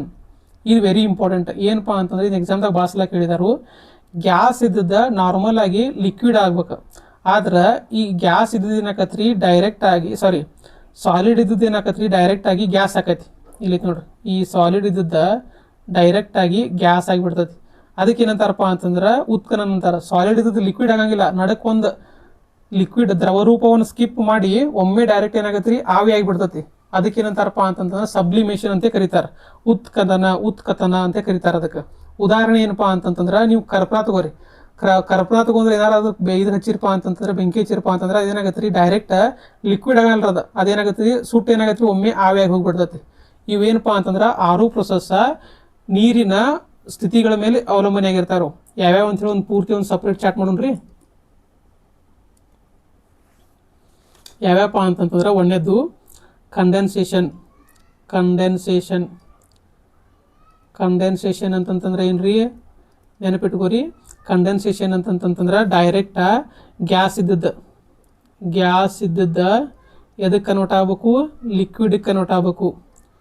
ಲಿಕ್ವಿಡ್ ಕನ್ವರ್ಟ್ ಆಗ್ಬೇಕಂತಂತಂದ್ರೆ ತನ್ನಲ್ಲಿರುವಂತಹ ಹೀಟನ್ನು ರಿಲೀಸ್ ಮಾಡುತ್ತದೆ. ಹೀಟ್ ಏನಾಗುತ್ತೆ ರೀ, ಲಾಸ್ ಆಗುತ್ತೆ. ನೆನಪಿಟ್ಕೋರಿ, ಹೀಟ್ ಲಾಸ್ ಆದ್ಗಳು ಏನಾಗುತ್ತೆ ರೀ, ಗ್ಯಾಸ್ ಇದ್ದದ್ದು ಲಿಕ್ವಿಡ್ ಆಗುತ್ತೆ. ಇದಕ್ಕೆ ಘನೀಕರಣ ಅಂತ ಕರೀತಾರೆ. ನೆಕ್ಸ್ಟ್ ಎರಡನೇದೇನಪ್ಪ ಅಂತಂದ್ರೆ ಫ್ರೀಸಿಂಗ್. ಫ್ರೀಸಿಂಗ್ ಅಂದ್ರೆ ಫ್ರಿಜ್ ನೆನಪರ್ಬೇಕು ನಿಮ್ಮ. ಫ್ರಿಜ್ ನೆನಪು ಅಂತಂದ್ರೆ ಅಲ್ಲಿ ಏನಾಗುತ್ತೆ ರೀ, ನೀರಿದ್ದ ಲಿಕ್ವಿಡ್, ನೀರಿದ್ದು ಏನಾಗುತ್ತೆ ರೀ, ಐಸ್ ಆಗುತ್ತೆ. ಐಸ್ ಅಂತಂದ್ರೆ ಏನ್ರಿ, ಸಾಲಿಡ್. ಲಿಕ್ವಿಡ್ ಇದ್ದದ್ದು ಸಾಲಿಡ್ ಆಗುತ್ತೆ. ಲಿಕ್ವಿಡ್ ಇದ್ದದ್ದು ಸಾಲಿಡ್ ಆಗ್ಬೇಕಂತಂದ್ರೆ ಏನ್ರಿ, ಈಗ ಲಿಕ್ವಿಡ್ ಅನ್ನೋದು ನಾರ್ಮಲ್ ನೀರೊಳಗೆ ಒಂದು ಟೆಂಪ್ರೇಚರ್ ಬಿಸಿ ಇರತ್ತಿಲ್ರಿ. ಅದು ಈ ಐಸ್ ಕಂಪೇರ್ ಮಾಡಿದಾಗ ನೀರು ಬಿಸಿ ಇರತ್ತೋ, ಐಸ್ ಬಿಸಿ ಇರತ್ತೋ, ನೀರು ಬಿಸಿ ಇರ್ತತಿ. ಆ ತನ್ನ ಬಿಸಿಯನ್ನು ಕಳ್ಕೊಂಡು ತಂಪಾಗಬೇಕದು, ಅಂದ್ರೆ ಬಿಸಿ ಕಳ್ಕೊಂಡಂಗೆ ಆತಿಲ್ರಿ. ಸೊ ಅದಕ್ಕೇನಾಯ್ತು, ಇದು ಲಾಸ್ ಆಫ್ ಹೀಟ್ ಆತ. ಯಾವುದು, ಫ್ರೀಸಿಂಗ್. ನೆಕ್ಸ್ಟ್ ಏನಪ್ಪ ಅಂತಂದ್ರೆ ಡಿಪಾಸಿಷನ್. ಇದಕ್ಕೇನಂತಾರೆ ರೀ, ಕನ್ನಡದಾಗ ನಿಕ್ಷೇಪನ ಅಂತಾರೆ. ಇದೇನಪ್ಪ ಅಂತಂದ್ರೆ ಗ್ಯಾಸ್ ಇದ್ದಿದ್ದು ಡೈರೆಕ್ಟ್ ಸಾಲಿಡ್ ಆಗೋದು. ಇದಕ್ಕೆ ಉದಾಹರಣೆ ಏನಿಟ್ಕೋಬೇಕಪ್ಪ ಅಂತಂದ್ರೆ ಆಣಿಕಲ್. ಈಗ ಮೋಡದಲ್ಲಿರುವಂಥ ನೀರು ಯಾವ ಫಾರ್ಮ್ದಾಗ ಶೇಖರಣೆ ಆಗಿರ್ತೈತೆ ರೀ, ಆವಿ ಫಾರ್ಮ್ದಾಗ ಶೇಖರಣೆ ಆಗಿರತ್ತೆ. ಆಣಿಕಲ್ ಮಳಿ ಆತಪ್ಪ ಅಂತಂತಂದ್ರೆ ಏನಾಗುತ್ತೆ ರೀ, ಅದು ಸಾಲಿಡ್ ಆಗಿ ಕನ್ವರ್ಟ್ ಆಗುತ್ತೆ. ಆಣಿಕಲ್ ತಂಪಿರ್ತತೋ, ಗ್ಯಾಸ್ ತಂಪಿರ್ತತೋ, ಆ್ಯಕ್ಚುಲಿ ಆಣಿಕಲ್ ತಂಪಿರತಿ. ಸೊ ಗ್ಯಾಸ್ ಬಿಸಿ ಇದ್ದದ್ದು ತಂಪಾಗಬೇಕಂತಂದ್ರೆ ತನ್ನಲ್ಲಿರುವಂತಹ ಹೀಟನ್ನು ಲಾಸ್ ಮಾಡ್ಕೋತತಿ. ಇವು 3 ಪ್ರೊಸೆಸ್ ಏನಕ್ಕಾವ್ರಿ, ಹೀಟ್ ಲಾಸ್. ನೆನಪಿಟ್ಕೋಬೇಕ್ರಿ. Condensation, freezing, deposition. ತನ್ನಲ್ಲಿರುವಂಥ ಹೀಟನ್ನು ಕಳೆದುಕೊಳ್ತಾವೆ. ಇನ್ನು ಹೀಟನ್ನು ಪಡೆದುಕೊಳ್ಳುವ ಯಾವಪ್ಪ ಅಂತಂದ್ರೆ ವೆಪರೈಸೇಷನ್. ಅಂದ್ರೆ ವೆಪರೈಜೇಷನ್ ಅಂದ್ರೆ ಬಾಷ್ಪೀಕರಣ ಅಂತಾರೆ. ಇದೇನಾಗತ್ತಪ್ಪ ಅಂತಂತಂದ್ರೆ ಲಿಕ್ವಿಡ್ ಇದ್ದದ್ದು ಏನಾಗತ್ತೆ ರೀ, ಗ್ಯಾಸ್ ಆಗತ್ತೆ. ಹೆಂಗಾಗತ್ತಪ್ಪ ಲಿಕ್ವಿಡ್ ಇದ್ದದ್ದು ಗ್ಯಾಸ್ ಹೆಂಗಾಗತ್ತೆ ಅಂತಂದ್ರೆ ಹೀಟನ್ನು ತೆಗೆದುಕೊಳ್ಳುವುದರ ಮೂಲಕ ಹೀಟನ್ನು ಗೇನ್ ಮಾಡ್ಕೋತೈತಿ. ಇದು ಉದಾಹರಣೆ ಅಂತಂದ್ರೆ ಮನೆಯೊಳಗೆ ನೀರು ಕಾಸಿರ್ತಾರೆ ಗೊತ್ತು, ನೀರು ಆವಿಯಾಗಿ ಹೋಗತಿ. ನೀರು ಆವಿಯಾಗಿ ಹೋಗ್ಬೇಕಂತಂದ್ರೆ ಅದು ಯಾವ ಹೀಟನ್ನು ತಗೋತತಿ, ಗ್ಯಾಸ್ ಹಚ್ಚಿರ್ತಾರಲ್ಲ, ಸ್ಟೋವ್ ಹಚ್ಚಿರ್ತಾರಲ್ಲ, ಆ ಗ್ಯಾಸ್ದಲ್ಲಿರುವಂಥ ಹೀಟನ್ನು ತಗೋತಂತಂದ್ರೆ ಏನ್ರಿ ಗೇನ್ ಆಗುತ್ತೆ. ಅವಾಗ ಏನಾಗತ್ತೆ ರೀ, ನೀರಿದ್ದ ಗ್ಯಾಸ್ ಆಗಿ ಕನ್ವರ್ಟ್ ಆಗುತ್ತೆ. ಇದಕ್ಕೆ ವೆಪರೈಜೇಷನ್ ಅಂತ ಕರೀತಾರೆ, ಬಾಷ್ಪೀಕರಣ. ನೆಕ್ಸ್ಟ್ ಏನಪ್ಪ ಅಂತಂತಂದ್ರೆ ಮೆಲ್ಟಿಂಗ್ ಅಂತಂದ್ರೆ ಏನ್ರಿ, ಕರಗುವುದಂದ್ರೆ ಏನ್ರಿ, ಸಾಲಿಡ್ ಇದ್ದದ್ದು ಏನಾಗೋದ್ರು ಲಿಕ್ವಿಡ್ ಆಗೋದು. ಉದಾಹರಣೆ ಏನಪ್ಪ ಅಂದ್ರೆ ಐಸ್ ತಗೊಂಡು ನೀವು ಸ್ವಲ್ಪ ಹೀಟ್ ಮಾಡಿರಂತಂದ್ರೆ ಅದೇನಾಗತ್ತೆ ರೀ, ಲಿಕ್ವಿಡ್ ಆಗಿ ಕನ್ವರ್ಟ್ ಆಗುತ್ತೆ. ಸೊ ಹೀಟ್ ನೀವು ಕೊಡಾತೇರಿ ಅಂತಂದ್ರೆ ಏನ್ರಿ, ಹೀಟನ್ನು ಗೇನ್ ಮಾಡ್ಕೋತೈತೆ ಅಂದಂಗೆ, ಇದು ಹೀಟನ್ನು ತೆಗೆದುಕೊಳ್ಳುತ್ತದೆ ಅಂದಾಗ ಏನಾಗುತ್ತೆ ರೀ, ಸಾಲಿಡ್ ಇದ್ದದ್ದು ಲಿಕ್ವಿಡ್ ಆಗುತ್ತೆ. ಇದಕ್ಕೆ ಮೆಲ್ಟಿಂಗ್ ಅಂತ ಕರೀತಾರೆ. ಇನ್ನೊಂದು ಯಾವ್ದಪ್ಪ ಅಂತಂತಂದ್ರೆ ಸಬ್ಲಿಮೇಷನ್. ಇದು ವೆರಿ ಇಂಪಾರ್ಟೆಂಟ್ ರೀ, ಇದನ್ನ ಎಕ್ಸಾಮ್ದಾಗ ಭಾಳ ಸಲ ಕೇಳಿದಾರೆ. ಸಬ್ಲಿಮೇಷನ್ ಅಂತಂದ್ರೆ ಏನ್ರಿ, ಸಾಲಿಡ್ ಇದ್ದದ್ದ ಲಿಕ್ವಿಡ್ ಆಗೋದು ಏನಾಗೋದು ರೀ, ಡೈರೆಕ್ಟ್ ಗ್ಯಾಸ್ ಆಗೋದು. ಈ ಸಾಲಿಡ್ ಇದ್ದದ್ದು ಗ್ಯಾಸ್ ಆಗ್ಬೇಕಂತಂದ್ರೆ ನೀವು ಕರ್ಪೂರ ನೆನಪು ಬರ್ಬೇಕು ರೀ. ಸಬ್ಲಿಮೇಷನ್ ಅಂತಂದ್ರೆ ಕರ್ಪೂರ ನೆನಪು ಬರಬೇಕು. ಆ ಕರ್ಪೂರಕ್ಕೆ ಏನು ಮಾಡ್ತೀರಿ ನೀವು, ಹೀಟನ್ನು ಕೊಡ್ತೀರಿ. ಸೊ ಹೀಟ್ ಏನಕ್ಕೈತೆ ಅದು ಕೊಡ್ದೈತಂದ್ರೆ ಗೇನ್ ಆಗುತ್ತೆ. ಹೀಟನ್ನು ತಗೋತಂತಂದ್ರೆ ಏನಾಗುತ್ತೆ ರೀ, ಅದು ಡೈರೆಕ್ಟ್ ಲಿಕ್ವಿಡ್ ಆಗಿ ಕನ್ವರ್ಟ್ ಆಗೋಲ್ಲ, ಅದು ಗ್ಯಾಸ್ ಆಗಿ ಕನ್ವರ್ಟ್ ಆಗುತ್ತೆ. ಇವು 6 ಪ್ರೊಸೆಸ್ ಗೊತ್ತಿರ್ಬೇಕು ನೀವು. 6 ಪ್ರೊಸೆಸ್ ಗೊತ್ತಿತ್ತಪ್ಪ ಅಂತಂದ್ರೆ ಮುಂದೆ ನಿಮ್ಮ ಕ್ವಶನ್ಗಳು ಏನಾಕವ್ರಿ, ಸಾಲ್ವ್ ಆಕಾವ್.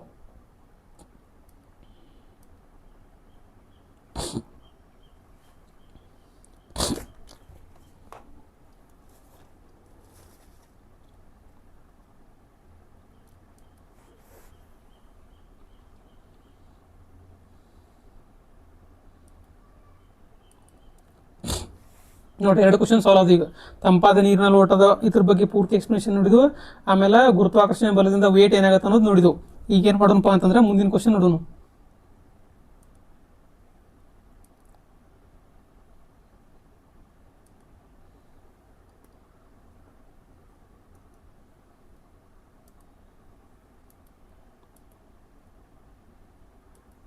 ಏನು ಕೇಳಿದಾರಪ್ಪ ಅಂತಂದ್ರೆ ಮುಂದಿನ ಕ್ವಶನ್, ಕೆಳಗಿನವುಗಳಿಂದ ಸರಿಯಲ್ಲದ ಹೊಂದಿಕೆಯನ್ನು ಆಯ್ಕೆ ಮಾಡಿರಿ. Select the incorrect match from the following ಅಂತ ಕೇಳಿದ್ದಾರೆ. ಮೀನುಗಳು ಶೀತರಕ್ತ ಪ್ರಾಣಿಗಳು, ಪಕ್ಷಿಗಳು ಬಿಸಿ ರಕ್ತ ಪ್ರಾಣಿಗಳು, ಸಸ್ತನಿಗಳು ಮ್ಯಾಮಲ್ಸ್ ಸ್ತನ ಗ್ರಂಥಿಗಳನ್ನು ಹೊಂದಿರುತ್ತವೆ, ಕಪ್ಪೆಗಳು ಫ್ರಾಗ್ಸ್ 2 ಕೋಣೆಗಳುಳ್ಳ ಹೃದಯವನ್ನು ಹೊಂದಿರುತ್ತವೆ. ನೋಡ್ರಿ, ಇವು 3-4 ಕಾನ್ಸೆಪ್ಟ್ ಗೊತ್ತಿದ್ದಪ್ಪ ಅಂತಂತಂದ್ರೆ ಇವು ನಿಮ್ಮ ಕ್ವಶನ್ ಸಾಲ್ವ್ ಆಕವ್ರು, ಇಲ್ಲ ಅಂತಂದ್ರೆ ಗೊತ್ತಲ್ಲ. ಈಗ ನೋಡ್ರಿ ಏನಪ್ಪ ಅಂತಂದ್ರೆ ಇಲ್ಲಿ ಏನೇನು ಕೇಳಿದಾರೆ ಅಂತಂದ್ರೆ, ಒಂದನೇದು ಶೀತ ರಕ್ತ ಪ್ರಾಣಿ, ಆಮೇಲೆ ಬಿಸಿ ರಕ್ತ ಪ್ರಾಣಿ, ಆಮೇಲೆ ಸ್ತನ ಗ್ರಂಥಿಗಳು, ಆಮೇಲೆ ಹೃದಯದ ಕವಾಟಗಳು. ಅದ್ರ ಬಗ್ಗೆ ನಿಮಗೆ ಗೊತ್ತಿರಬೇಕು. ಮೊನ್ನೇದೇನು ಮಾಡೋಣಪ್ಪ ಅಂತಂದ್ರೆ ಶೀತ ರಕ್ತ ಪ್ರಾಣಿಗಳು.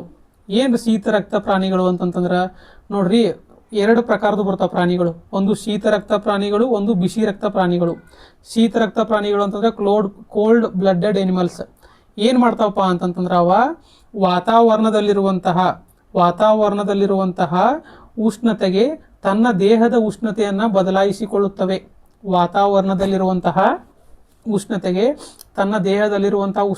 ಬದಲಾಯಿಸಿಕೊಳ್ಳುತ್ತವೆ. ಈಗ ನೋಡ್ರಿ, ಉದಾಹರಣೆ ತಗೋಬೇಕಪ್ಪ ಅಂತಂತಂದ್ರೆ ಅವಕ್ಕೇನು ಕರೀತಾರೆ, ಶೀತ ರಕ್ತ ಪ್ರಾಣಿ ಅಂತ ಕರೀತಾರೆ. ಉದಾಹರಣೆ ಯಾವ ಬರ್ತಾವಪ್ಪ ಅಂತಂದ್ರೆ ಮೀನುಗಳು ಬರ್ತಾವೆ. ಆಮೇಲೆ ಏನಪ್ಪಾ ಅಂತಂತಂದ್ರೆ ಬಿಸಿ ರಕ್ತ ಪ್ರಾಣಿಗಳು ಅಂತಂದ್ರೆ ಏನ್ರಿ, ದೇಹದ ಉಷ್ಣತೆಯನ್ನು, ಈಗ ವಾತಾವರಣದಲ್ಲಿ ಉಷ್ಣತೆ ಚೇಂಜಸ್ ಆಗೈತೆ ಅಂತಂದ್ರೆ ತನ್ನ ದೇಹದ ಉಷ್ಣತೆಯನ್ನು ಬದಲಾಯಿಸಿಕೊಳ್ಳುವುದಿಲ್ಲ. ಅಂಥ ಪ್ರಾಣಿಗಳನ್ನ ಅಂತ ಕರೀತಾರೆ ಬಿಸಿ ರಕ್ತ ಪ್ರಾಣಿ ಅಂತ ಕರೀತಾರೆ. ಉದಾಹರಣೆ ಮನುಷ್ಯ. ಈಗ ನೋಡ್ರಿ, ನಾರ್ಮಲ್ ಆಗಿ ಚಳಿಗಾಲ ಬರ್ತದ್ರಿ. ಚಳಿಗಾಲ ಬಂತಪ್ಪ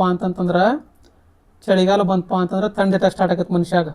ಅವಾಗ ಏನಾಕತ್ತಪ್ಪ ಅಂತಂದ್ರೆ ಮಾನವ ತನ್ನ ದೇಹದಲ್ಲಿರುವಂಥ ಉಷ್ಣತೆ ಚೇಂಜ್ ಆಗಲ್ರಿ. ಅವ್ನು ಎಷ್ಟು ಇರ್ತೈತೆ ರೀ, ನಾರ್ಮಲ್ ಆಗಿ ಒಂದು 27-28 ಡಿಗ್ರಿ ಸೆಲ್ಸಿಯಸ್ ಇರುತ್ತೆ ಅಂತೇಳಿ ತಿಳ್ಕೊರಿ. ಅಷ್ಟೇ ಇರುತ್ತೆ ಅಂತೇಳಿ ತಿಳ್ಕೊರಿ.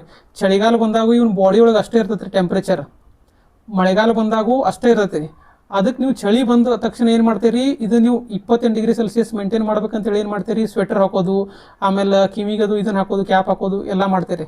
ಆದ್ರೆ ನಿಮ್ಮ ಬಾಡಿ ಟೆಂಪ್ರೇಚರ್ ಏನಾಗಲ್ರಿ, ಚೇಂಜ್ ಆಗಲ್ರಿ. ನಿಮ್ಮ ಬಾಡಿ ಟೆಂಪ್ರೇಚರ್ ಎಷ್ಟು ಇರತ್ತಲ್ಲ ಅಷ್ಟೇ ಇರತ್ತೆ. ಚಳಿಗಾಲದಾಗ ನಾರ್ಮಲ್ ಟೆಂಪ್ರೇಚರ್ ಎಷ್ಟು ಮುಂದಿರತ್ತೆ, 19 ಡಿಗ್ರಿ ಸೆಲ್ಸಿಯಸ್ ಮುಂದಿರತ್ತೆ. 19 ಬಂದಿರತ್ತಿ, ಒಮ್ಮೆ 20 ಬಂದಿರತ್ತಿ, ಕಡಿಮೆ ಟೆಂಪ್ರೇಚರ್ ಬಂದಿರತ್ತೆ. ಆದ್ರೆ ನಮ್ಮ ಮಾನವನ ದೇಹದ ಟೆಂಪ್ರೇಚರ್ ಎಷ್ಟಿರತ್ತಿ ಅಷ್ಟೇ ಇರತ್ತೆ. ಆದ್ರೆ ನಾವು ಇದನ್ನ ತಡ್ಕೋಬೇಕಂತ ಹೇಳಿ ಏನು ಮಾಡ್ತೇವೆ ರೀ, ಸ್ವೆಟರ್ ಆಮೇಲೆ ಕ್ಯಾಪ್ ಅದು ಹಾಕೋತೇವೆ. ಆದ್ರೆ ಪ್ರಾಣಿಗಳು ಹಂಗಲ್ರಿ. ಒಂದಷ್ಟು ಪ್ರಾಣಿಗಳು ಯಾವ್ಯಾವಪ್ಪ ಅಂತಂದ್ರೆ ಮೀನುಗಳಾಗಿರ್ಬೋದು, ಕಪ್ಪೆಗಳಾಗಿರ್ಬೋದು, ಅವು ಏನು ಮಾಡ್ತಾವಪ್ಪ ಅಂತಂತಂದ್ರೆ ಈ ವಾತಾವರಣದ ಟೆಂಪ್ರೇಚರ್ 19 ಡಿಗ್ರಿ ಚೇಂಜ್ ಆಯ್ತಲ್ಲ ರೀ, ತನ್ನ ದೇಹದ ಟೆಂಪ್ರೇಚರ್ ಏನು ಮಾಡ್ತಾವಪ್ಪ ಅಂತಂದ್ರೆ ಬದಲಾಯಿಸ್ಕೊಂಡ್ಬಿಡ್ತಾರೋ. ಅಷ್ಟು ಅದ್ರ ತಕ್ಕಂಗೆ ಏನು ಮಾಡ್ಕೊಂಡ್ಬಿಡ್ತಾವೆ, ಬದಲಾಯಿಸ್ಕೊಂಡ್ಬಿಡ್ತಾವೆ. ತನ್ನ ದೇಹದ ಟೆಂಪ್ರೇಚರು 19 ಡಿಗ್ರಿ ಸೆಲ್ಸಿಯಸ್ ಬರುವಂಗೆ ಏನು ಮಾಡ್ತಾವಪ್ಪ ಅಂತಂದ್ರೆ ಕನ್ವರ್ಟ್ ಮಾಡ್ಕೊಂಡ್ಬಿಡ್ತಾರ. ಅವಕ್ಕೆ ಏನಂತ ಕರಿತಾವ್ರಿ, ಶೀತ ರಕ್ತ ಪ್ರಾಣಿಗಳು. ಶೀತ ರಕ್ತ ಅಂತಂದ್ರೆ ಏನ್ರಿ, ತನ್ನ ದೇಹದ ಟೆಂಪ್ರೇಚರ್ನ ಬದಲಾವಣೆ ಮಾಡ್ಕೋತಾವ. ಆದ್ರೆ ತನ್ನ ದೇಹದ ಟೆಂಪ್ರೇಚರ್ ಬದಲಾವಣೆ ಮಾಡಿಕೊಳ್ಳದ ಪ್ರಾಣಿಗಳಿಗೆ ಏನು ಕರಿತಾರ್ರಿ, ಬಿಸಿ ರಕ್ತ ಪ್ರಾಣಿಗಳು ಅಂತೇಳಿ ಕರಿತಾರು. ಬಿಸಿ ರಕ್ತ ಪ್ರಾಣಿಗಳು ಅಂತಂದ್ರೆ ನಿಮ್ಮ ತಲೆಯಾಗ ಬರಬೇಕು ಮಾನವ. ಉಳ್ಕಿದೆಲ್ಲ ಏನು ಬರ್ತಾವಪ್ಪ ಅಂತಂದ್ರೆ ಆಲ್ಮೋಸ್ಟ್ ಶೀತ ರಕ್ತ ಪ್ರಾಣಿಗಳನ್ನ ಬರ್ತಾವು. ಈಗ ನೋಡ್ರಿ, ಅದ ಮತ್ತು ಬೇಸಿಗೆ ಕಾಲ ಬಂತಪ್ಪ. ಬೇಸಿಗೆ ಕಾಲ ಬಂತಂತಂದ್ರೆ 40 ಡಿಗ್ರಿ ಸೆಲ್ಸಿಯಸ್ ಅದು ಬಂದಿರತ್ತೆ ಹೊರಗೆ ಟೆಂಪ್ರೇಚರ್. ಆದ್ರೆ ನಮ್ಮ ಮಾನವನ ಟೆಂಪ್ರೇಚರ್ ಎಷ್ಟಿರುತ್ತೆ ಅಷ್ಟೇ, ಒಂದು 28 ಇರುತ್ತೆ ಅಂತ ಹೇಳಿ ತಿಳ್ಕೊರಿ. ಉದಾಹರಣೆ ಆಯ್ತಾ, 28 ಇರುತ್ತೆ ಅಂತ ಹೇಳಿ ತಿಳ್ಕೊರಿ. ಅವಾಗ ನೀವು ಏನು ಮಾಡ್ತೀರಿ, ಶರ್ಟ್ಗಳನ್ನ ಏನು ಮಾಡ್ತೀರಿ ಅಂತಂತಂದ್ರೆ ಫ್ಯಾನ್ ಅದು ಯೂಸ್ ಮಾಡ್ತೀರಿ, ಆಮೇಲೆ AC ಯೂಸ್ ಮಾಡ್ತೀರಿ. ಅದನ್ನ ಏನು ಮಾಡ್ತೀರಪ್ಪ ಅಂತಂದ್ರೆ ನಮ್ಮ ದೇಹದ ಟೆಂಪ್ರೇಚರ್ನ ಏನು ಮಾಡ್ತೀರಿ, ಈ 40 ಡಿಗ್ರಿ ಸೆಲ್ಸಿಯಸ್ ಬರುವಂಗೆ ಏನು ಅಂದ್ರೆ ಬಾಡಿ ಟೆಂಪ್ರೇಚರ್ 40 ಇತ್ತಂತಂದ್ರು ನಮ್ಮ ಬಾಡಿ ದೇಹದ ಟೆಂಪ್ರೇಚರ್ 28 ಬರುವಂಗೆ ಫ್ಯಾನ್ ಹಚ್ಕೋದು, AC ಹಚ್ಕೋದು ಮಾಡ್ತೀರಿ. ಯಾಕಂತಂದ್ರೆ ನಮ್ಮ ಬಾಡಿ ಚೇಂಜ್ ಆಗಲ್ರಿ. ನಾವು ಏನು ಮಾಡ್ತಾವೆ, ಎಕ್ಸ್ಟರ್ನಲ್ ಥಿಂಗ್ದಿಂದ ಏನು ಮಾಡ್ತೇವ್ರಿ, ಆ ಟೆಂಪ್ರೇಚರ್ನ ಚೇಂಜ್ ಮಾಡ್ಕೋತ ಹೊರತು ನಮ್ಮ ದೇಹದ ಟೆಂಪ್ರೇಚರ್ ಚೇಂಜ್ ಆಗಲ್ಲ. ಈಗ 40 ಡಿಗ್ರಿ ಇತ್ತಪ್ಪ ಅಂತಂತಂದ್ರೆ ಅಲ್ಲಿ ನೀವು 28 ಡಿಗ್ರಿ ಸೆಲ್ಸಿಯಸ್ ಕ್ರಿಯೇಟ್ ಮಾಡ್ಬೇಕಂತ ಹೇಳಿ ಫ್ಯಾನ್ ಹಚ್ಚೋದು, AC ಹಚ್ಚೋದು ಮಾಡ್ತೀರಿ. ಆದ್ರೆ ನಿಮ್ಮ ದೇಹದ ಚೇಂಜ್ ಆಗಲ್ರಿ. ಆ ಸುತ್ತಲಿರುವಂಥ ವಾತಾವರಣ ಚೇಂಜ್ ಮಾಡೋಂಗೆ ನೀವು ಮಾಡ್ಕೋತೀರಿ ನಿಮ್ಮ ದೇಹಕ್ಕೆ ತಕ್ಕಂಗೆ. ಸೊ ನಿಮ್ಮ ಮಾನವನ ದೇಹದ ಯಾವುದೇ ಪ್ರಾಣಿಗಳ ದೇಹದ ಟೆಂಪ್ರೇಚರ್ ಚೇಂಜ್ ಆಗ್ಲಿಕ್ಕಪ್ಪ ಅಂತಂತಂದ್ರೆ ಅದಕ್ಕೆ ಬಿಸಿ ರಕ್ತ ಅಂದ್ರೆ ವಾರ್ಮ್ ಬ್ಲಡೆಡ್ ಎನಿಮಲ್ಸ್ ಅಂತ ಕರೀತಾರು. ಉದಾಹರಣೆ ಪಕ್ಷಿಗಳನ್ನ ಆಗಿರ್ಬೋದು, ಸಾರಿ ವಾರ್ಮ್ ಬ್ಲಡೆಡ್ ಅಂತಂದ್ರೆ ಇದ್ರಿ ಏನ್ರಿ ಮಾನವರು. ಆಮೇಲೆ ಪಕ್ಷಿಗಳನ್ನು ಬಿಸಿ ರಕ್ತ ಪ್ರಾಣಿಗಳು ಹಾಕಾವ್ರಿ. ಈಗ ಯಾವ್ಯಾವ ಬರ್ತಾವ ಅಂತ ಒಂದು ಲಿಸ್ಟ್ ಕೊಡ್ತಾನು. ಆಮೇಲೆ ಅದಕ್ಕಿಂತ ಮೊದಲ ಈ ಸ್ತನ ಗ್ರಂಥಿಗಳು, ಮ್ಯಾಮಲ್ಸ್. ಸ್ತನ ಅಂತಂದ್ರೆ ಏನ್ರಿ, ಹಾಲನ್ನು ಉತ್ಪತ್ತಿ ಮಾಡುವಂಥ ಗ್ರಂಥಿಗಳು. ನಾನು ನಿಮ್ಗೆ ಗ್ರಂಥಿಗಳ ಬಗ್ಗೆ ಹೇಳಿನಿ ಲಾಸ್ಟ್ ಕ್ಲಾಸ್ ಒಳಗೆ. ಗ್ರಂಥಿ ಅಂತಂದ್ರೆ ಏನ್ರಿ, ಜೀವಕೋಶಗಳ ಒಂದು ಸಮೂಹ. ನಮ್ಮ ದೇಹದ ಜೈವಿಕ ಕ್ರಿಯೆಗಳಿಗೆ ಏನೇನು ಬೇಕಲ್ಲ ಅವು ಏನು ಮಾಡ್ತಾವ ಅಂದ್ರೆ ಪ್ರೊವೈಡ್ ಮಾಡ್ತಾವ್ರಿ. ಈಗ ಈ ಗ್ರಂಥಿ ಅಂತಂದ್ರೆ ಯಾವ್ದು ಬಂದ್ರಿ, ಸ್ತನ ಗ್ರಂಥಿ ಅಂತಂದ್ರೆ ಹಾಲನ್ನು ಉತ್ಪಾದಿಸುವಂಥ ಗ್ರಂಥಿ ಇರಾವು. ಆ ಜೀವಕೋಶಗಳು ಎಲ್ಲ ಕೂಡಿ ಅಲ್ಲಿ ಹಾಲನ್ನು ಉತ್ಪಾದನೆ ಮಾಡ್ತಾವೆ. ಈ ಸ್ತನಗಳನ್ನು ಹೊಂದಿರುವಂಥ ಪ್ರಾಣಿಗಳನ್ನ ಏನು ಕರಿತಾರ್ರಿ, ಮ್ಯಾಮಲ್ಸ್ ಅಂತ ಕರಿತಾರು. ಆಮೇಲೆ ಈಗ ನೋಡ್ರಿ, ಒಂದಷ್ಟು ಪ್ರಾಣಿ ಒಳಗೆ ಏನಿರ್ತಾವಪ್ಪ ಅಂತಂದ್ರೆ ಮೇನಾಗಿ ಹೃದಯ ಒಳಗೆ ಎಷ್ಟಿರ್ತಾವಪ್ಪ ಅಂತಂದ್ರೆ 4 ಕೋಣೆಗಳಿರ್ತಾವ್ರಿ. ಮೇನಾಗಿ ಹೃದಯ ಒಳಗೆ ಎಷ್ಟಿರ್ತಾವಪ್ಪ ಅಂತಂದ್ರೆ 4 ಕೋಣೆಗಳಿರ್ತಾವ್ರಿ. 4 ಕೋಣೆಗಳಿರ್ತಾವೆ. 2 ಹೃತ್ಕರ್ಣಗಳು,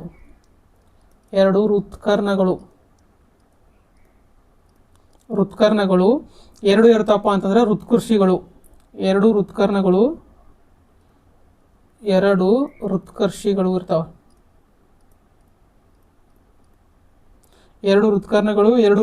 ಅಂತ ಹೇಳಿ ಇರ್ತಾವೆ. ಆದ್ರೆ ಒಂದಷ್ಟು ಪ್ರಾಣಿಗಳಿಗೆ ಏನಿರ್ತಾವಪ್ಪ ಅಂತಂದ್ರೆ 2 ಚೇಂಬರ್ ಇರ್ತಾವ್ರಿ ಹೃದಯ ಒಳಗೆ. ಅಂದ್ರೆ ಒಂದು ಹೃತ್ಕರ್ಣ, ಒಂದು ಹೃತ್ಕರ್ಷಿ ಇರತ್ತಿ. ಒಂದಷ್ಟು ಇದ್ರೊಳಗೆ ಇರ್ತಾವ್ರಿ 3 ಇರ್ತಾವೆ, ಒಂದಷ್ಟು ಏನಿರ್ತಾವ್ರಿ 4 ಇರ್ತಾವೆ. ಅಂಥವು ಏನು ಮಾಡ್ಬೇಕಪ್ಪ ಅಂತಂದ್ರೆ ನಿಮ್ಮ ಎಕ್ಸಾಮ್ದಾಗ ಯಾವ್ಯಾವ ಕೇಳ್ತಾರೆ ಅನ್ನೋದು ಒಂದಷ್ಟು ಲಿಸ್ಟ್ ಐತಿ. ಅದನ್ನ ಇಂಪಾರ್ಟೆಂಟ್ ನೆನಪಿಟ್ಕೊಂಡ್ರಪ್ಪ ಅಂತಂದ್ರೆ ನಿಮ್ಗೆ ಈಸಿಯಾಗಿ ಗೊತ್ತಾಗತ್ತೆ ನೋಡ್ರಿ.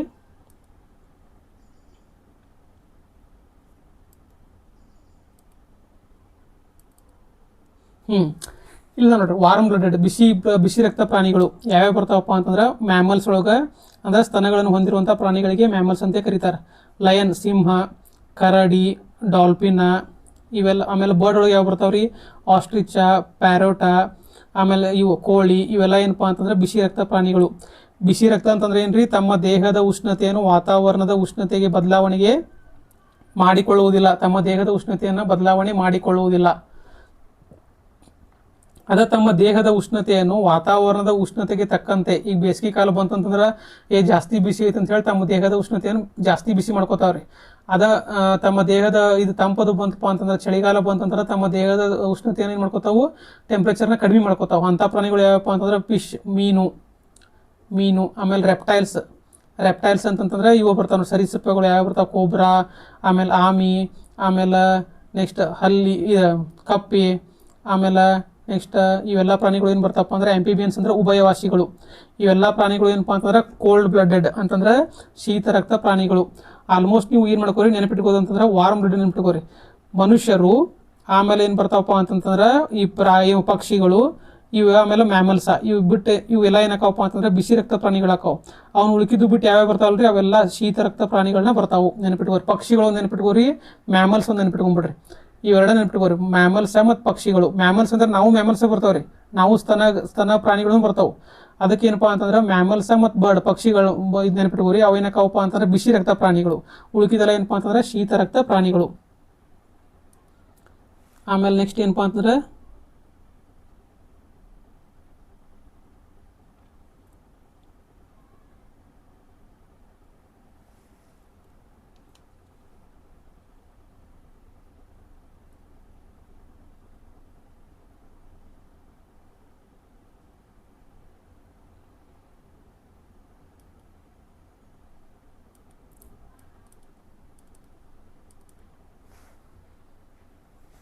ಈಗ ಕ್ವಶನ್ ನೋಡೋಣ್ರಿ. ಮೀನುಗಳು ಶೀತ ರಕ್ತ ಪ್ರಾಣಿನೋ ಬಿಸಿ ರಕ್ತ ಪ್ರಾಣಿಗಳು? ಬಿಸಿ ರಕ್ತ ಪ್ರಾಣಿಗಳಂತಂದ್ರೆ ಎರಡು ನೆನಪಿಟ್ಕೋರಿ. ಯಾವ್ಯಾವಪ್ಪ ಅಂತಂದ್ರೆ ಪಕ್ಷಿಗಳು ಮತ್ತು ಮ್ಯಾಮಲ್ಸ್. ಮ್ಯಾಮಲ್ಸ್ ಅಂತಂದ್ರೆ ಸ್ತನ ಪ್ರಾಣಿಗಳು, ಸಸ್ತನಿಗಳು ಅಂತ ಕರೀತಾರೆ. ಅವು ಎರಡು ಏನಪ್ಪ ಅಂದ್ರೆ ಬಿಸಿ ರಕ್ತ. ಸೊ ಇದೇನಾಗತ್ತೆ ರೀ, ಕರೆಕ್ಟ್ ಆನ್ಸರ್ ಆಗುತ್ತೆ. ಆಮೇಲೆ ಪಕ್ಷಿಗಳು ಬಿಸಿ ರಕ್ತ ಪ್ರಾಣಿಗಳು. ಪಕ್ಷಿಗಳು ಮತ್ತು ಯಾವ್ರಿ ಮ್ಯಾಮಲ್ಸ್ ಎರಡೇನಕ್ಕವ್ರಿ ಬಿಸಿ ರಕ್ತ ಪ್ರಾಣಿಗಳು. ಸೊ ಇದು ಕರೆಕ್ಟ್ ಆನ್ಸರ್ ಆಗುತ್ತೆ. ಆಮೇಲೆ ಸ್ತನಗಳನ್ನು ಹೊಂದಿರುವಂಥ ಗ್ರಂಥಿಗಳು ಸಸ್ತನಿಗಳು. ಇದು ಕರೆಕ್ಟ್ ಆತ. ಆದರೆ ನಿಮಗೆ ಇವೆರಡು ಕೋಣೆಗಳು ಇರುವಂಥ ಹೃದಯಗಳು ಅಂತಂದ್ರೆ 2 ಚೇಂಬರ್ಡ್ ಪ್ರಾಣಿಗಳು ಯಾವಪ್ಪ ಅಂತಂದ್ರೆ ಕಪ್ಪೆಗಳು ಅಂತ ಕೊಟ್ಟಾರೆ. ನೋಡ್ರಿ ಯಾವ್ಯಾವ 2 ಚೇಂಬರ್ಡ್ ಬರ್ತಾವಪ್ಪ ಅಂತಂದ್ರೆ ಒಂದು ಋತುಕರ್ಣ. ಎರಡು ಚೇಂಬರ್ಡ್ ಪ್ರಾಣಿಗಳು ಯಾವ ಬರ್ತಾವಪ್ಪ ಅಂತಂದ್ರೆ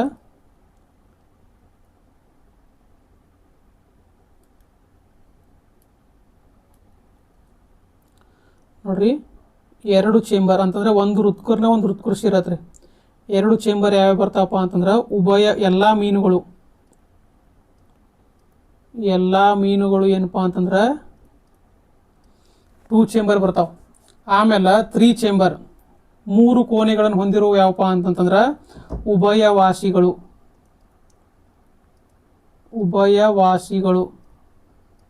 ಇಂಗ್ಲೀಷ್ನಾಗ ಏನಂತಾರೆ ರೀ, ಆಂಪಿಬಿಯನ್ಸ್.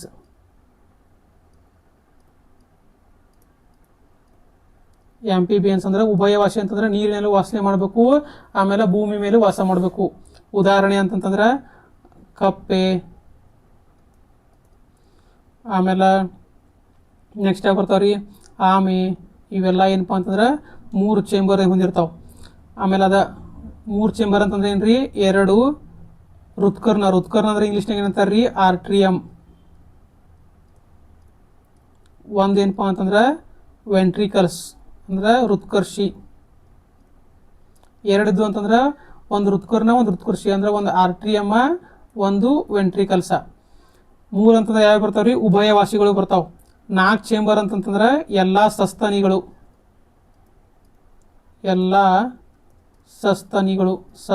ಅಂತಂದ್ರೆ ಏನ್ರಿ, ಮ್ಯಾಮಲ್ಸ್. ಎಲ್ಲ ಸಸ್ತನಿಗಳು ಬರ್ತಾವೆ. ಆಮೇಲೆ ಉದಾಹರಣೆ ಯಾವಪ್ಪ ಅಂತಂದ್ರೆ ಮನುಷ್ಯ, ತಿಮಿಂಗಲು. ಆಮೇಲೆ ಎಲ್ಲ ಪಕ್ಷಿಗಳನ್ನು ಬರ್ತಾವೆ. ಎಲ್ಲ ಪಕ್ಷಿಗಳು ಇವೆಲ್ಲ ಏನಪ್ಪ ಅಂತಂದ್ರೆ 4 ಚೇಂಬರ್ ಹೊಂದಿರ್ತಾವೆ. ಇದ್ರಾಗ ಏನಪ್ಪ ಎಕ್ಸೆಪ್ಷನ್ ಟ್ವಿಸ್ಟ್ ಏನೈತಪ್ಪ ಅಂತಂದ್ರೆ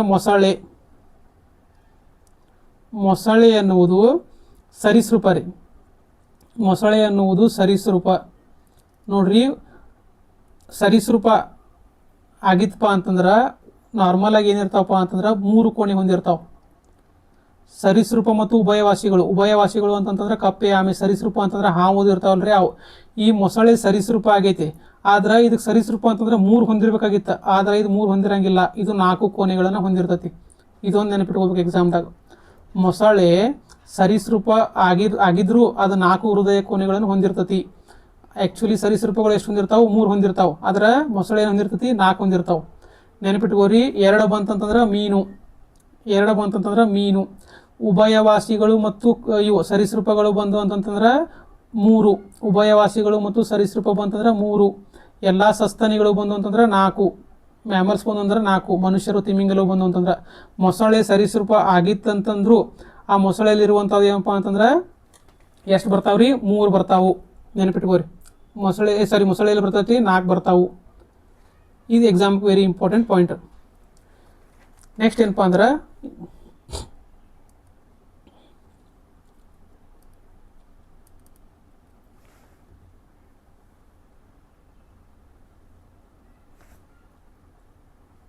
ಈಗ ನೋಡ್ರಿ ಕಪ್ಪೆಗಳು ಐತ್ರಿ. ಕಪ್ಪೆಗಳು ಏನಕ್ಕವ್ರಿ? ಉಭಯವಾಸಿಗಳು ಅಕ್ಕವೋ ಏನಕ್ಕವು? ಸರೀಸೃಪ ಅಕ್ಕವೋ ಏನಕ್ಕವ್ರಿ?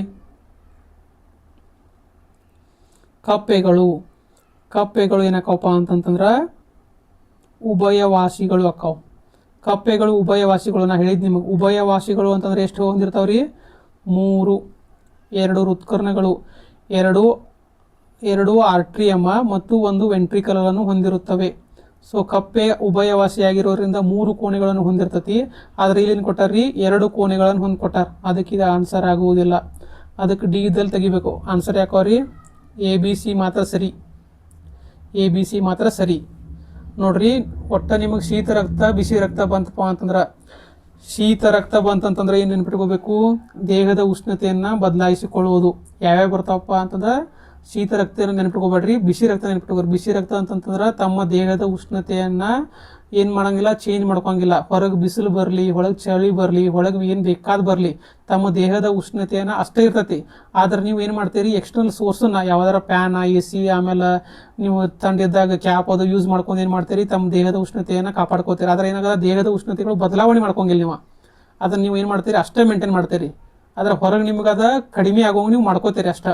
ಸೊ ಬಿಸಿ ರಕ್ತ ಪ್ರಾಣಿಗಳು ಬಂದು ಅಂತಂದ್ರೆ ಮನುಷ್ಯರು ನೆನಪಿಟ್ಕೋಬೇಕು, ಮ್ಯಾಮಲ್ಸ್ ಸಸ್ತನಿಗಳು ನೆನಪಿಟ್ಕೋಬೇಕು, ಆಮೇಲೆ ಬರ್ಡ್ಸ್ ಪಕ್ಷಿಗಳು, ಇವು 3 ನೆನಪಿಟ್ಕೋಬೇಕು ನೋಡ್ರಿ. ಅದ ಮ್ಯಾಮಲ್ಸ್ ಅಂದ್ರೆ ಪ್ರಾಣಿ, ಮನುಷ್ಯನ ಬರ್ತಾನೆ ರೀ. ಮ್ಯಾಮಲ್ಸ್ ಮತ್ತು ಬರ್ಡ್ಸ್ ಇವೆರಡು ನೆನಪಿಟ್ಕೋಬೇಕು. ಇವೆರಡು ಬಿಟ್ಟು ಉಳಿಕಿದ್ದು ಏನಕ್ಕಪ್ಪ ಅಂತಂದ್ರೆ ಶೀತ ರಕ್ತ ಪ್ರಾಣಿಗಳಾಕವು. ಅದೇ ರೀತಿ ನಿಮಗೆ ಹೃದಯ ಕೋಣೆಗಳು ಅಂತ ಬಂತಂತಂದ್ರೆ, ಹೃದಯ ಕೋಣೆಗಳು ಬಂತಂತಂದ್ರೆ 2 ಹೃದಯ ಕೋಣೆ ಅಂತಂತಂದ್ರೆ ಮೀನು ನೆನಪಿಟ್ಕೊಂಡ್ಬರ್ಬೇಕು ನೀವು. ಮೀನು ಬಂತಪ್ಪ ಅಂತಂದ್ರೆ 2 ಹೃದಯ ಕೋಣೆ.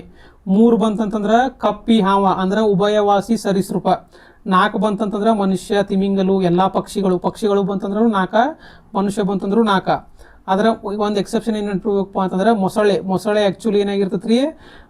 ಸರೀಸೃಪ ಆಗಿರುತ್ತೆ. ಸರೀಸೃಪ ಅಂತಂದ್ರೆ 3 ಇರಬೇಕಾಗಿತ್ತು, ಆದರೆ ಮೊಸಳೆ ಒಳಗೆ ಇರ್ತಾವ್ರಿ 4 ಇರ್ತಾವು. ಇದು ಏನು ಮಾಡ್ಕೋಬೇಕಪ್ಪ ಅಂತಂದ್ರೆ ನೆನ್ಪಿಟ್ಕೋಬೇಕು. Next question ನೋಡೋಣ್ರಿ.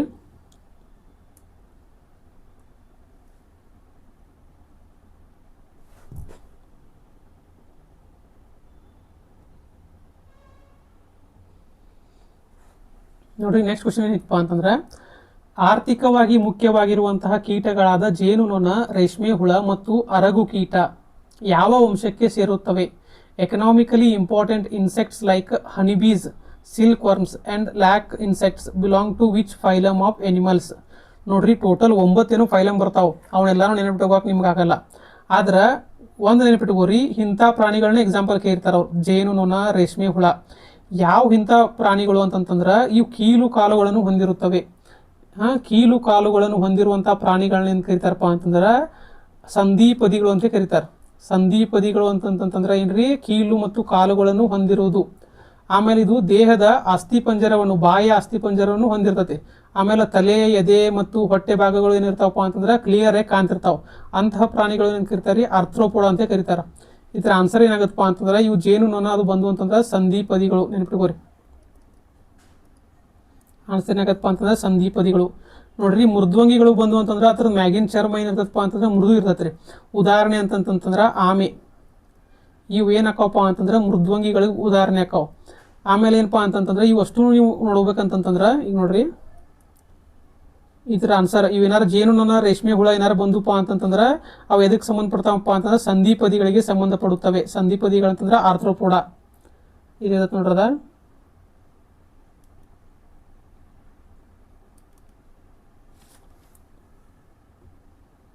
ಹಿಂಗಿರುತ್ತೆ ಜೇನುನೊಣ ಅಂತಂದ್ರೆ ಇವು ಕೀಲು ಕಾಲುಗಳನ್ನು ಇಲ್ಲಿ ನೋಡ್ರದ ಈ ಕಾಲು, ಆಮೇಲೆ ದೇಹದ ಏನಕ್ಕಪ್ಪ ಅಂದ್ರೆ ಅಸ್ಥಿಪಂಜರ ಹೊಂದಿರ್ತೈತಿ, ಆಮೇಲೆ ರೆಕ್ಕೆನ ಹೊಂದಿರ್ತೈತಿ.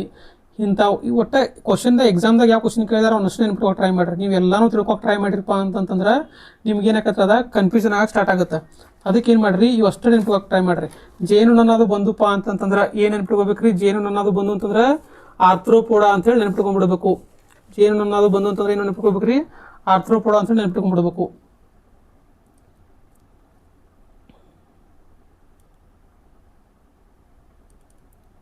ಹಿಂಗಿರತ್ತೆ ನೋಡ್ರಿ. ಜೇನುನೊಣ ಬಂದಂತಂದ್ರೆ ರೆಕ್ಕೆಗಳು ಇರಬೇಕು, ಆಮೇಲೆ ಕೀಲು ಕಾಲುಗಳು, ಈ ಕಾಲುಗಳು ಇರಬೇಕು ಸಪ್ರೇಟ್. ಇವಕ್ಕೆ ಎಂಥವಕ್ಕೆ ಏನು ಕರೀತಾರಪ್ಪ ಅಂತಂದ್ರೆ ಆರ್ಥ್ರೋಪೋಡ ಅಂತ ಕರೀತಾರೆ.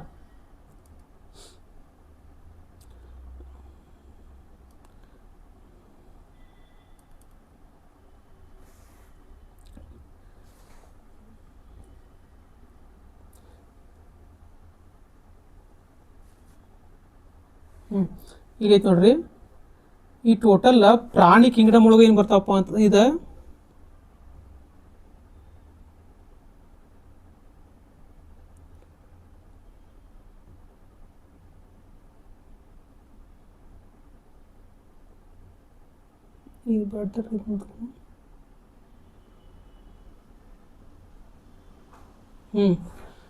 ನಿಮ್ಗೆ ಈ ಪ್ರಾಣಿ ಈ ಇದ್ರೊಳಗೆ ಏನು ಕ್ವಶನ್ ಕೇಳ್ಬೋದಪ್ಪ ಅಂತಂದ್ರೆ ಈಗ ನೋಡ್ರಿ ಆ ಥರದ್ದು ಏನಾರು ಅಕಸ್ಮಾತ್ ಕ್ವಶನ್ ಕೇಳಿರಪ್ಪ ಅಂತಂತಂದ್ರೆ ಒಂದೇ ನೆನಪಿಟ್ಕೋರಿ, ಯಾವಾರ ಜೇನುನೊಣ ರೇಷ್ಮೆ ಹುಳ ಬಂದುಪ್ಪ ಅಂತಂದ್ರೆ ಇದು ಆರ್ಥ್ರೋಪೋಡಾ ಗುಂಪಿಗೆ ಸೇರುತ್ತವೆ. ಎದಕ್ಕೆ ಸೇರ್ತಪ್ಪ ಅಂತಂದ್ರೆ ಆರ್ಥ್ರೋಪೋಡಾ ಗುಂಪಿಗೆ ಸೇರುತ್ತವೆ ಅಂತ ನೆನ್ಪಿಟ್ಕೊಂಡ್ಬಿಡ್ರಿ. ಅದನ್ನ ಬಿಟ್ಟು ನಿಮ್ಗೆ ಎಕ್ಸ್ಟ್ರಾ ಏನು ಕ್ವಶನ್ ಕೇಳಿಲ್ಲ, ಯಾಕಂದ್ರೆ ನೀವೆಲ್ಲ ಮತ್ತು ಪೈಲಮ್ ಎಕ್ಡೋಡರ್ಮ ಅವುಗಳ ಎಲ್ಲ ಗುಣಲಕ್ಷಣಗಳು ನೆನಪು ನಿಮ್ಗೆ ಭಾಳ ಕನ್ಫ್ಯೂಷನ್ ಆಗುತ್ತೆ. ನಿಮ್ಗೆ ಎಕ್ಸಾಮ್ದಾಗ ಏನು ಕೇಳ್ತಾರಪ್ಪ ಅಂತಂತಂದ್ರೆ ಈ ರೇಷ್ಮೆ ಹುಳ ಮತ್ತು ಜೇನುನೊಣಗಳ ಬಗ್ಗೆನೇ ಕೇಳ್ತಾರೆ. ಸಂಧಿಪದಿಗಳು ಯಾವ ಕೀಲು ಕಾಲುಗಳನ್ನು ಹೊಂದಿರ್ತಾವಲ್ಲ, ಆಸ್ತಿ ಪಂಜರಗಳನ್ನು ಹೊಂದಿರ್ತಾವಲ್ಲ ಅವುಗಳೇನು ಕರೀತಾರೆ ರೀ ಆರ್ಥ್ರೋಪೋಡಾ ಅಂತ ಕರೀತಾರು. ಇಷ್ಟು ನೆನ್ಪಿಟ್ಕೊಂಡ್ಬಿಡ್ರಿ. ಆಮೇಲೆ ಈ ಪ್ರಾಣಿ ಸಾಮ್ರಾಜ್ಯದ ಮೇಲೆ ಏನಪ್ಪ ಅಂತಂದ್ರೆ ನಿಮ್ಗೆ ಪ್ರಾಣಿ ಸಾಮ್ರಾಜ್ಯದ ಮೇಲೆ ಏನು ಕ್ವಶನ್ ಕೇಳ್ಬೋದಪ್ಪ ಅಂತಂತಂದ್ರೆ ಈಗ ನೋಡ್ರಿ, ಈ ಪ್ರಾಣಿ ಸಾಮ್ರಾಜ್ಯವನ್ನು ಡಿವೈಡ್ ಮಾಡಿದವ ಯಾರಪ್ಪ ಅಂತಂತಂದ್ರೆ RH ವಿಟೇಕರ್ ಅನ್ನುವಂಥ ವಿಜ್ಞಾನಿ. ಯಾರ್ರೀ? RH ವಿಟೇಕರ್ ಅನ್ನುವಂಥ ವಿಜ್ಞಾನಿ. ಯಾವಾಗಪ್ಪ ಅಂತಂತಂದ್ರೆ 1969ರಾಗ ಏನು ಮಾಡ್ತಾನಪ್ಪ ಅಂತಂದ್ರೆ ಕಂಡು ಹಿಡಿತಾನೆ ಈ ಪ್ರಾಣಿ ಸಾಮ್ರಾಜ್ಯದ. ಈ ಪ್ರಾಣಿಗಳನ್ನ ಏನು ಮಾಡ್ತಾನಪ್ಪ ಅಂತಂದ್ರೆ ಡಿವೈಡ್ ಮಾಡ್ತಾನೆ ನಾವು ಹೆಂಗೆ ಅಂತಂತಂದ್ರೆ ಪ್ರೋ ಕ್ಯಾರಿಯೋಟ್ ಮತ್ತು ಯು ಕ್ಯಾರಿಯೋಟ್ ಅಂಥೇಳಿ. ಪ್ರೋ ಕ್ಯಾರಿಯೋಟ್ ಅಂತಂದ್ರೆ ಏನ್ರಿ? ಪ್ರೋ ಕ್ಯಾರಿಯೋಟ್ ಪ್ರಾಣಿಗಳೊಳಗೆ ಜೀವಕೋಶಗಳು ಇರುವುದಿಲ್ಲ. ಏನಪ್ಪ ಅಂತಂತಂದ್ರೆ ಜೀವಕೋಶಗಳು ಇರುವುದಿಲ್ಲ. ಯು ಕ್ಯಾರಿಯೋಟ್ ಒಳಗೆ ಏನಪ್ಪ ಅಂತಂತಂದ್ರೆ ಜೀವಕೋಶಗಳು ಇರ್ತಾವೆ. ಮತ್ತು ಈ ಜೀವಕೋಶಗಳು ಹೊಂದಿರುವಂತಹ ಪ್ರಾಣಿಗಳನ್ನ ಹೆಂಗೆ ಡಿವೈಡ್ ಮಾಡ್ತಾನಪ್ಪ ಅಂತಂದ್ರೆ ಯೂನಿಸೆಲ್ಯುಲಾರ್ ಏಕಕೋಶ ಜೀವಿ ಮತ್ತು ಮಲ್ಟಿಸೆಲ್ಯುಲಾರ್ ಬಹುಕೋಶ ಜೀವಿ ಅಂತೇಳಿ ಮಾಡ್ತಾನೆ. ಈ ಏನು ಜೀವಕೋಶಗಳನ್ನು ಹೊಂದಿರಂಗಿಲ್ಲಲ್ರಿ ಅದಕ್ಕೆ ಏನಂತ ಕರೀತಾರಪ್ಪ ಅಂತಂದ್ರೆ ಮೊನೇರಾ ಅಂತ ಕರೀತಾರೆ.